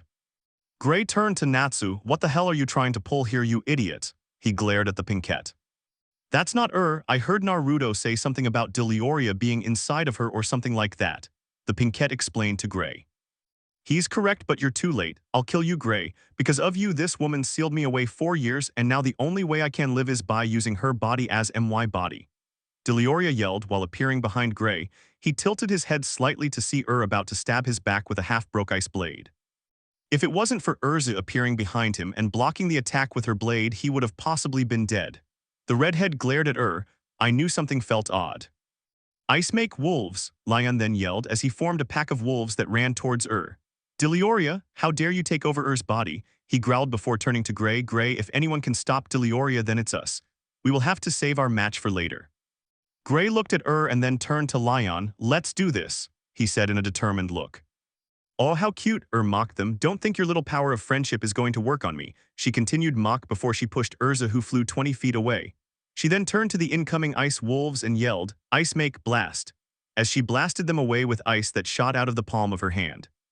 "Ice make lance," Gray yelled. Was wide open for an attack. "Ice make eagle," Lion yelled after Gray. Their attacks headed straight for who smirked as she stood still. Both of their attacks crashed into her at the same time, yet nothing happened. There she stood unfazed by their attacks. It was her turn. She placed her hand on the ground below and yelled, "Ice make spikes." Spikes burst out of the ground and they hit Gray and Lion, who flew up into the air. "I got you," Urza yelled as she jumped up into the air and caught both of them only for to appear in front of her. "Ice make, blast," she yelled once again. Urza along with the two ice mage flew towards one of the cave walls and crashed into it before falling to the ground below. Fist of the Fire Dragon, tilted her head to see Natsu midair getting ready to punch her. She turned around and grabbed his fist, making Natsu's flames disappear. Who are you?" narrowed her eyes. "You smell like a demon," she stated while eyeing him until at last her eyes widened. "You." Fire Dragon's roar. The Pinkette interrupted her by shooting a beam of flames at her, but it was no use because she froze the flames and then threw him down below Lucy, who tried catching him. The possessed then landed on the floor and grinned. "None of you here capable of defeating me, for I am the great Dilioria, a creation from Zaref-sama himself, and I'll kill you all now." She grinned darkly as she was about to activate a spell before freezing. No, I will not allow you to take control of me, you damn," begun shouting while grabbing her head. Team Natsu watched stunned as she went crazy before stopping. "Gray, Lion," she smiled all of a sudden, "how both of you have grown. I'm so proud of you too," said while tears streamed down her face. Is it really you?" Lion and Gray asked while standing up. Nodded yes. "I managed to take control of my body but not for long. Dilioria is currently fighting for control. You two have to kill me now," she smiled sadly. "No, I won't kill you," Gray yelled at her. "You already died once." We can't," he clenched his fists. Lion nodded. "There must be a way to end Dilioria without kill you." Shook her head. "There is no way. That monster and I have become one," she told them. "If he gets control of my body once more, nobody will be able to stop him. I know it's a heavy burden to give both of you, but it is the only way for you both to truly move on," she said almost in a whisper. "Oi, these sissies won't kill you, so it is up to me to finish the job." They all turned to see Naruto standing up and grinning mischievously. "I thought you were knocked out," Lucy said as she looked at him. "I was for like 1 minute but then decided to play possum," the blonde admitted while picking his nose and walking over to "So where would you like for me to strike? Head, heart?" He stood in front of her and grabbed one of her tits. "That's my tit, you pervert," she yelled while punching his jaw. "Oh, feisty, that's a good trait to have in the bedroom," he said while looking at her boobs. "My face is up here, idiot," she yelled at him. "I know, but I rather stare at the twins while picturing you undressed in my mind," he said shamelessly. She glared at him and punched him once more. "Oi, quit hitting me, ladies. That wasn't me, it was Dilioria." "Bullshit." She only smiled sadly once again. "You're a really fun guy. Just promise me one thing. Please protect Gray and Lion for me," she said as an ice blade formed on her right hand. "Hey, what are you doing?" Gray yelled at her. His teacher smiled. "I'm going to end this. A teacher shouldn't have to ask her students to kill her." She grabbed the blade and shoved it through her heart, causing blood to squirt out. She dropped to the floor on her knees while her body turned to ice. "Live Gray, live Lion.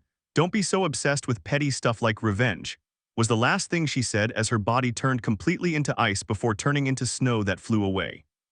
It stayed silent before the silence was broken by Naruto. "Oi, talk about anticlimactic." It was completely silent. The only two things that could be heard was the ocean's waves hitting against the pirate ship Team Natsu was currently on, and Natsu making groaning noises due to his ocean sickness. The Galuna Island quest had been completed after ended up sacrificing herself once again to end Dilioria once and for all. The moon had been purple because of magic floating in the air, thus making the demons on the island forge they were demons in the first place.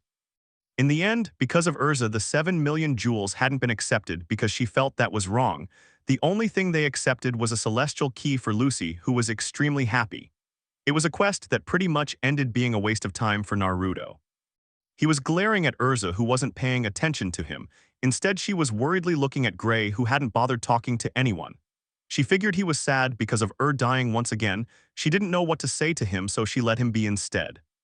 After a few minutes of sulking, Team Natsu along with Naruto noticed that Gray was walking towards Naruto, who was sitting on a chair drinking some sake. The shirtless mage stopped a few feet away from Naruto and said, "Thank you." "Why is he thanking Naruto?" he heard Lucy whisper to Urza. "I actually don't know," the redhead replied. Naruto looked up at Gray, an eyebrow cocked up. "You set her free, right? She was actually alive even in her ice form." Gray smiled sadly. "But now she is free and Dilioria is dead," he stated. Naruto only handed him a cup, which Gray took. The blonde then poured some sake into the cup and said, "Have about a drink in honor of your teacher," he suggested. Gray nodded and said, may you forever rest in peace. He placed the small cup on his lips and drank down the entire liquid. Attaboy, Naruto grinned before drinking from his bottle. Land, I missed you so damn much. I love you, baby. I'm never stepping a foot away from you ever again, baby. Natsu yelled as he jumped off the ship, which was now docked in a small port located in Magnolia. He was now kissing the ground, making his guildmate's sweat drop. I'm just glad we're back to Magnolia, Lucy admitted while stretching. I haven't taken a shower in a while, so I can't wait to get to my apartment and have a nice hot shower, she said happily. I want to take a shower as well. Why don't I head over to your apartment and take one with you? Naruto said while checking her out. Like hell you are, pervert, Lucy glared at their blonde-haired master. Oi, I'm just suggesting. I mean, it saves water when two people take a shower together. In fact, I put the hot in hot shower, he grinned pervertedly. Well, I'll be taking a shower alone, Lucy stated while glaring at him. The blonde only shrugged his shoulders and turned to Urza. Urza, do you want to take shower together? He asked her shamelessly. Her only reply was, the only thing I want to do with you is cut you down into pieces with my blade for being a shameless pervert. It was her turn to glare at him. The blonde-haired master was about to speak when he noticed people staring at them while they walked past them. They were even whispering amongst themselves. It's Team Natsu and their new master. They seem to have returned from a quest. So they don't know happened to their guild. Apparently not. Poor fairy tale mages. Hey, do you think they were attacked because their new master is a joke? I think so. I mean, look at him, the way he's walking, he's probably tipsy. Me too. I mean, who would respect a master like him? SHH, he can hear you. Naruto ignored the whispers about him, but Team Natsu did speed up their pace as they got closer and closer to the guild. Once they were close enough, they could see that the guild now looked a bit weird. What the hell is that, a pole sticking out of the guild? Lucy said while squinting her eyes. I have a bad feeling about this, Urza said before saying, let's hurry it up. They all nodded and started running to the guild. Once they stood in front of the guild, they could only stare at it in complete and utter shock. Large iron poles or rods had penetrated the guild walls and roof, making the guild look like a complete wreck. Holes were also seen all over the place, and broken wood was also seen. Even the guild sign that once was in front of the guild, it was now on the ground in front of them. What the hell happened here? Urza wondered while eyeing the guild. Was anyone hurt? She clenched her fist in rage. I can't believe this, Gray said in shock. What horrible person could have done this? Lucy said with a frown on her lips. Whoever did this. They all turned to see tears streaming down Natsu's eyes. We'll pay for this, he yelled while clenching his fists as well. He couldn't restrain the anger he was feeling. I don't know, it looks pretty cool, they heard Naruto say casually. It looks like a haunted house now. Maybe for Halloween we can pay the person who did this to do it again, he continued to say. That's not even funny, you jackass, Natsu snapped at the blonde. How can you possibly joke about this? The guild was damaged by some punk. They could have hurt someone. He turned to Naruto and grabbed him by his shirt. Oi, calm down, Bubblegum, Naruto said calmly. The guild can always be fixed. He does have a point, Lucy half agreed. Still, who could have done this? It's horrible, isn't it? They turned to see Murajane looking down sadly. It was done by Phantom Lord, she told them. They got us very good. She looked on the verge of tears. Phantom Lord, Natsu hissed. Let's go over there and show them what happens when you fuck with Fairy Tail. Fire blazed out of his body as he said this. He let go of Naruto's shirt and was about to run off when Naruto tripped him, causing him to fall down face first. I told you to cool off, Naruto told him in a serious tone. How do you expect me to cool off when we've been done for? The pinkette turned around and glared at the blonde. How can you be so calm? Don't you care for the guild? He questioned their blonde-haired master. Of course I do, Naruto admitted while looking up at the sky. I'm the grandson of Makarov. This guild is Gramps' life. I truly wouldn't want anything bad happening to everyone part of the guild, he honestly told them before asking Murajane, was anyone hurt? She shook her head. No, it was an attack done in the middle of the night, she stated. See, Naruto told Natsu, nobody was hurt, therefore you don't need to worry. HMPH, you've picked one hell of a time to act responsible. The pinkette mumbled as he stood and started walking inside the guild, his guildmates following closely behind. The group arrived to the guild basement to feel that the atmosphere in the air was one of gloom and powerless, even of anger. Some of their friends were talking about getting revenge, while others were sulking and drinking booze. Did you guys see what happened to the guild? Mikao asked Team Natsu as everyone saw them and Naruto enter the basement. They nodded expect for Naruto, who said with a voice dripping with sarcasm, "Oi, of course not. I wouldn't have been able to see even if it wasn't pointed out to me. It was a damn miracle I noticed." "You don't have to be sarcastic," the older man said. "I say we go smash them," Elfman told Naruto. "What do you say, Naruto?" "Yeah, let's go get revenge for our guild," Wakaba agreed. "We can't let those fuckers get away with wrecking our guild." Nah, Naruto shrugged his shoulders while sitting down on a table. "I don't see why everyone is making such a big deal out of this," he admitted while looking at them. "Just forget it and move on," he said lazily before turning to Murajane. "Bring me a milkshake," he told her. She nodded and walked off to get his milkshake while he waited. "Damn it, I didn't expect Naruto to say no. Isn't he the most irresponsible out of all of us?" Elfman asked his friends. "If you ask me, he has no balls. Master Makarov would have declared war on them," Jet stated while glaring at Naruto. "You're right, I don't even think Phantom Lord would have attacked us if Master Makarov was still master. I mean, he is a freaking wizard saint," Droy stated while looking at Naruto. "If you ask me, this is all of Naruto's fault.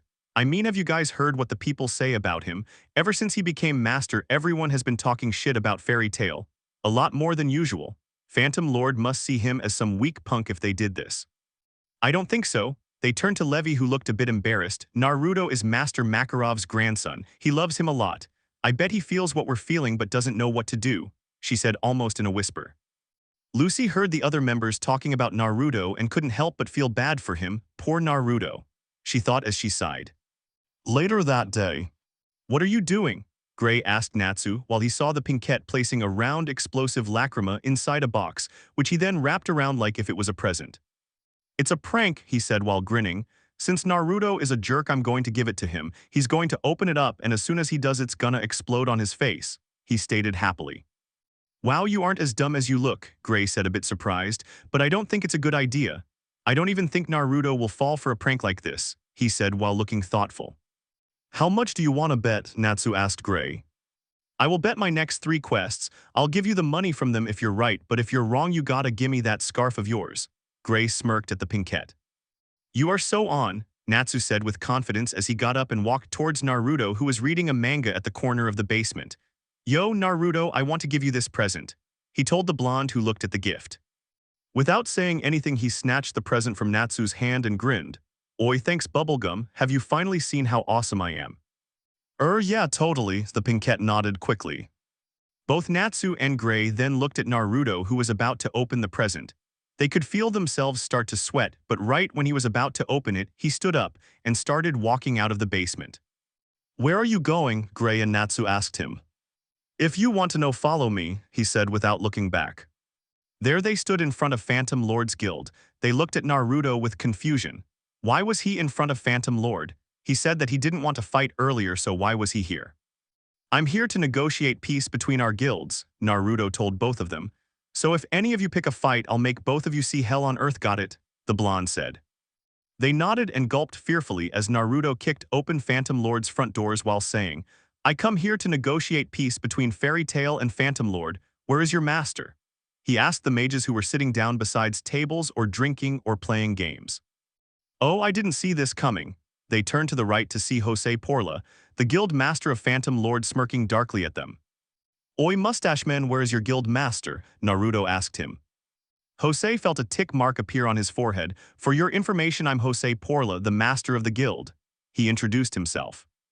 Naruto looked at Jose with a disgusted look on his face before saying, "You are one hideous fuck. Where did Hiro pull your ass outta? But anyways, like I said, I come to negotiate." Jose ignored his insult and said, "Keep talking. I'll forget you destroyed our guild if you buy me strawberry milk and manga for 1 whole year, along with as many porn magazines as I want," he told the older man. "If I refuse," Jose smirked arrogantly. "I'll rip your mustache right out your face," Naruto said with his usual bored expression on his face. Jose laughed at this. "Do you honestly think you can defeat me? I'm a wizard saint. There's no possible way for a brat like you to defeat me. I refuse your so-called negotiations." "I feared it would come to this, so I decided to wrap up a present and give it to you. Maybe you'll change your mind," Naruto said while throwing the present which Natsu had given to him earlier at Jose, who caught it. "What? He gave Josc the explosive LACRAMA. Shit, did he know? And no, I doubt it. He's just a cheap bastard who couldn't afford to buy an actual present," Natsu thought with wide eyes. What is it? Jose asked Naruto. The blonde shrugged his shoulders. It's a surprise. Anyways, I'll leave you alone. Hopefully you change your mind when you open it up. He turned around, but as he turned around, Natsu spoke. Naruto, that present I gave you, it was actually. Oi, shut up and let's go, Naruto interrupted him. You gotta listen, inside that box there's a bow. Gray begun to speak, but was also interrupted by Naruto. Oi, don't be jealous, I gave him a present. If you shut up, I'll maybe give you one for your birthday, Naruto said as they walked out of the guild, closing the doors behind them. The moment they closed the door, a huge explosion was heard inside the guild, followed by Jose screaming angrily, "Oh, how dare you! There is definitely going to be war. Fairy Tail is going down, you can count on that." Naruto only smirked mischievously. I guess he liked the present. Well, I'm going home to watch some anime, see you two later, he said as he walked away. Did he know it was a prank gift? Gray asked Natsu. I don't know, Ice Brick, Natsu said as he looked at Naruto. They would possibly never know. So we are really going to war? Lucy asked Naruto, fear visible in her voice. The blonde-haired master nodded while looking at her breasts. The guild being destroyed is only the beginning. If I sit back and do nothing, then it'll just be a bigger pain in the ass, he said with a sigh before muttering, I wonder when that old man is coming out of retirement. I can't wait to quit being guild master. I'm definitely all fired up. Let's head over to Phantom Lord and kick some ass, Natsu said with excitement. Oi, calm down, you damn bottle of Pepto-Bismol, Naruto turned to Natsu. Who are you calling a bottle of PPTOBISMOL? The pinkette glared at him. Clearly you, Naruto told him before saying, rushing over to the enemy territory just like that is like Batman walking into the Arkham Asylum naked and with a paper taped to his back saying, I'm Batman, please kill me. Get what I'm saying? I don't even know what you're talking about, Natsu admitted. He was as clueless as ever. What he means is that we need a strategy against Phantom Lord, right, Naruto? Gray spoke up for the first time. Naruto nodded. This is why we're here, having a guild meeting inside the guild basement that reeks of Satan's asshole. I would much rather watch Mexican soap operas than be here, but the sooner we get this whole guild war shit over the better, eh? He grinned happily at this. So does anyone have a plan? Urza asked the entire guild. Nope, Macau shook his head. Same here, we should just rush over there and kick the ass of anyone who gets in our way, Wakaba stated. He agreed with Natsu's plan. We should be on guard. Everyone turned to Kana, and most were surprised because she was usually drunk, but now she wasn't. If they wrecked the guild, it probably means they'll attack once more, but this time it could be a member, she stated while looking thoughtful. Oh yes, it will probably be a weaker member as well, Urza added, worry visible on her facial expression. So what should we do? Gray asked the redhead. We stick in groups, of course. Got it, the redhead told everyone. Everyone nodded in agreement. It was possibly the best plan for now. If they stuck into groups of 3 or 4, chances are they could defeat any attacker coming their way, right? We are heading over to Lucy's place, Urza then spoke up, so please stay safe, she told the entire guild as she proceeded to walk out of the basement. Why am I place? Lucy yelled out while sweat dropping. She followed Urza. Because your place rocks, Natsu gave her a toothy grin. I can't leave you alone with Natsu, who knows what he might do to you, Gray stated coolly. WDDYA say Ice Brick. You heard me, walking haters. You're looking to fight, aren't you? Have at me, I'll kick your ass. Before Natsu could come up with an insult, Naruto called him. Natsu, get over here. The pinkette looked at Naruto, who was waving for him to come over. We'll be at Lucy's place, so make sure you head over there, Natsu, Urza told the pinkette, who nodded at her. Lucy, Happy, and Gray headed out as well. Not just them, but other members of the guild decided to go home as well. What do you want? Natsu asked the blonde as he walked over to him. I found out who destroyed the guild. It was a dragon slayer named Gadgil Redfox, the blue-eyed master told the pinkette, whose eyes widened. He'll probably try pulling something again, so why don't you walk around Magnolia for a bit? I'm pretty sure you'll be able to catch his scent, and if you do, go ahead and fight him, then bring him over here, got it? The blonde continued to say. Natsu nodded while clenching his fists. I'll kick his ass for sure. Knock yourself out, the blonde shrugged his shoulders while Natsu walked away. Excuse me, Naruto. The blonde turned sideways to see Murajane looking at him. Phantom Lord's master is a wizard saint. I don't think anyone besides Master Makarov and Guildarts are strong enough to take him on. She looked at him worriedly. I know you're guild master, but how strong are you exactly? She questioned him. Oi, what are you, an interrogator? Naruto avoided her question. Do you know what will help you take your mind off of being worried? Making me a sandwich, he told her. The silverette sighed and nodded slowly, very well. The skies were dark and the moon was out. It was such a beautiful and peaceful night. Natsu happily enjoyed the fresh air against his face as he jumped from building to building across the town of Magnolia. Thank God the buildings were so close to each other. It's been a few hours now and I haven't gotten a scent of any dragon slayer. Maybe Phantom Lord got scared and won't bother us again, the Pinkette thought while he looked down at a street. It was pretty empty and there was nobody in sight. I'm so bored and hungry, maybe I should just head over to Lucy's house, he added in afterthought. The Pinkette decided to head over to Lucy's apartment, but as he jumped from roof to roof he caught scent of Team Shadow Gear nearby. Huh, I wonder what they are doing out, he told himself as he changed course to their direction. As he got closer to the location of Team Shadow Gear he caught the scent of something else. It was the dragon slayer Gadgel Red Fox.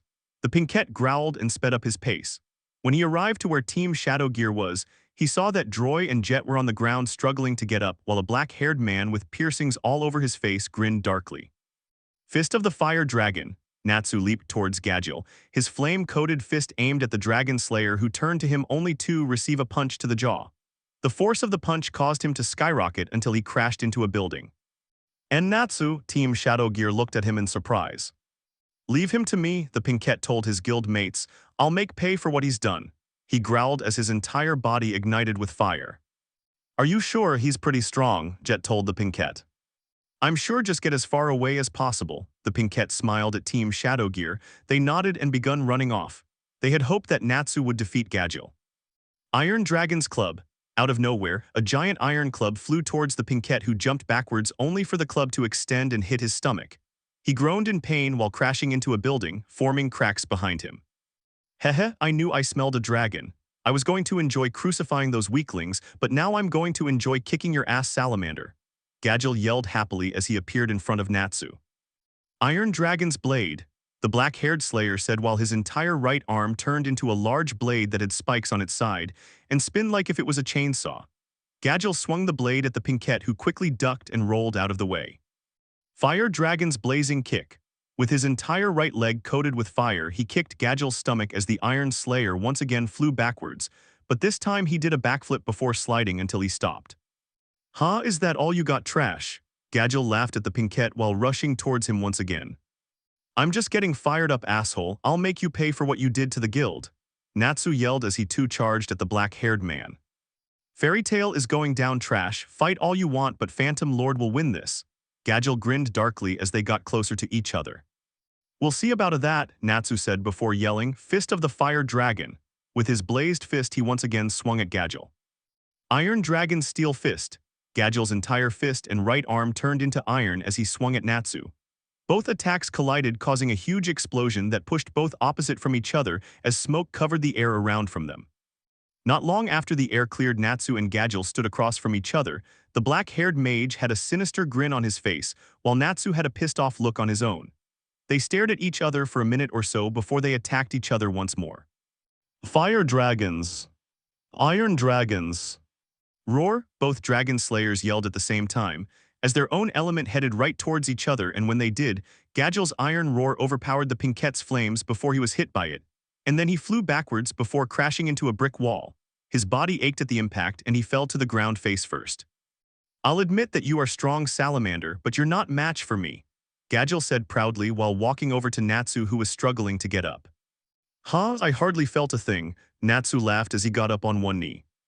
Oh, don't go on pretending like you don't feel a thing. My iron hurts like a bitch, and there's nothing that can stop or break it. The Iron Slayer appeared in front of Natsu and grabbed him by his pink hair. He looked at Natsu while his entire body turned into iron. He head-butted the Pinkette who once again crashed into the same brick wall as earlier. But before he could fall back down on the ground, Gadgel kicked his stomach, causing the Pinkette to cough out blood. Is this all you got, salamander? Gadgel mocked him. Because if it is, then I have no more use for you. I'll just end you here and... Iron Dragon's Iron Fist. The Pinkette interrupted Gadgel as he swung with all his might at Gadgel's face, but nothing happened, and in fact it made his fist hurt like a bitch. Ow, ow, owie. Natsu yelled dramatically as he dropped to the ground and rolled as he grabbed his hurt fist. I told you, nothing can break through my iron, so die, salamander.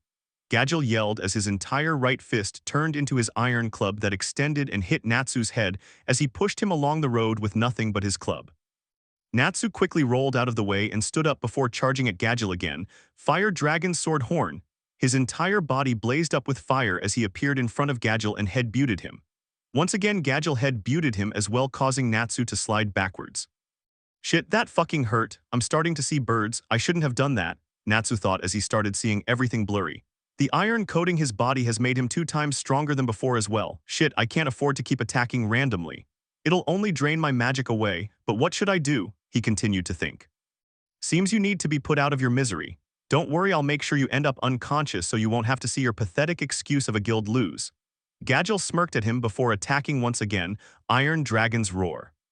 Natsu watched as Gadgil's roar, which looked to be made of iron dust, headed right towards him. He would have jumped out of the way or even dodged, but he was too dizzy to even move. Shit, I have to do something, he said while clenching his fists before his eyes widened. He had an idea. The Pinkette quick started sulking in air. What are you doing, salamander? I'm going to eat your iron, Natsu yelled before eating the iron roar that hit him. Gadgil's eyes widened as he watched his attack being eaten by Natsu, who then fell to the ground. Shit, my throat, my body, what the fuck? Idiot, you can't just eat someone's magic like it's food, you'll die, Gadgil yelled in annoyance as he looked at the Pinkette who wasn't moving. HMPH, idiot killed himself. He walked over to the Pinkette and crouched down to see if he was breathing, but the moment he did so the Pinkette punched his jaw, causing Gadgil to fly 10 feet in the air. The Iron Dragon Slayer looked down to see Natsu standing up, and to his shock the Pinkette's entire skin from face to feet was now coated with iron as fire blazed around him. It was beautiful yet fearsome at the same time. Iron Flame Dragon's Roar. Natsu shot out a beam of iron that was surrounded by golden flames at Gadgil, who was still up in the air. The black-haired man shifted body mid-air and yelled, Iron Dragon's Blade, as he slashed his blade the Pinkette. Natsu saw Gadgil coming down at him as he slashed his blade at him. He stood still and brought forth his hand and stopped the blade with his iron-coated hand. What, you stopped it with just your hand? That's impossible, Gadgil said. He was completely flabbergasted. Iron Flame Dragon's Fist. Natsu ignored him and punched him instead. Gadgil, due to the force, crashed into a store, but before he could do anything Natsu appeared in front of him and said, What were you saying about defeating me? He punched Gadgil's face once again and the iron on his face cracked. Iron Flame Dragon's Claw. Natsu then jumped up in the air, his foot coated with iron and fire, and he kicked the top of Gadgil's head with all his might. This caused a crater to form around Gadgil as he saw darkness. The Fire Slayer then dropped to the floor on his knees as the iron from his skin faded away along with his flames. He was dizzy and tired and he felt like vomiting, but he smiled. I did it. He cheered happily before grabbed Gadgil and headed towards the guild. Naruto was still in the guild, more importantly the guild basement, where the only ones there was he and Murajane, who was busy cleaning up. When suddenly Natsu stumbled into the basement along with Gadgil. Natsu, are you okay? Murajane gasped as she saw him fall down to the floor. Team Shadow Gear came in earlier telling us what happened, she said as she ran towards the Pinkette. Ha ha ha, the Pinkette laughed weakly. I did it, I defeated this bastard. Shit. I feel sick, maybe I shouldn't have ate his iron, he mumbled. You ate his iron? Murajane looked worried. The Pinkette nodded weakly before saying, I'm going to take a nap. He suddenly snoozed out. Murajane touched his forehead and said, He's very hot. He'll be fine, the blonde shrugged his shoulders. He will probably be out for a few days. This has happened before when he consumed Laxus's lightning in the past. Murajane told him while she sighed, It's a miracle he's alive. The blonde narrowed his eyes. A miracle indeed, he said as if he knew something she didn't. Murajane gave him a questioning look but didn't speak as she helped Natsu up. Naruto only grabbed Gadgil before heading towards the guild cells. When Gadgil woke up, he woke up due to feeling a slap on the face, and the first thing he saw was someone with a mask. A weird My Little Pony mask. Hello, Gadgil, my name is Jigsaw, do you want to play a game? The masked man said in a deep voice. It would have been scary, but he was wearing a fucking horse's mask. Who the fuck are you? Are you trying to be some wannabe Jigsaw from Saw? Gadgil yelled at the man. Oi, I am Jigsaw, I'm wearing this mask because I lost my original one, Naruto yelled at him. Bullshit, you ain't fooling anyone, Gadgil stated before he realized he was in a cell. Oi, whatever, do you want to play a fucking game or not? Fuck no. Too bad, we will play a game of life and death. Naruto and Gadgil turned to see Murajane enter the room which held the guild cells. The blonde yelled, Oi, you had to ruin the moment, didn't you? He sighed as he took off the horse mask. It was no use doing it anymore. I was just going to tell you that I'm heading home, she smiled sweetly. Alone, like hell you will. Let me just interrogate this bastard and I'll walk you home, the blonde told her as he turned to Gadgil. Murajane's eyes widened. I didn't expect that, she thought as she nodded.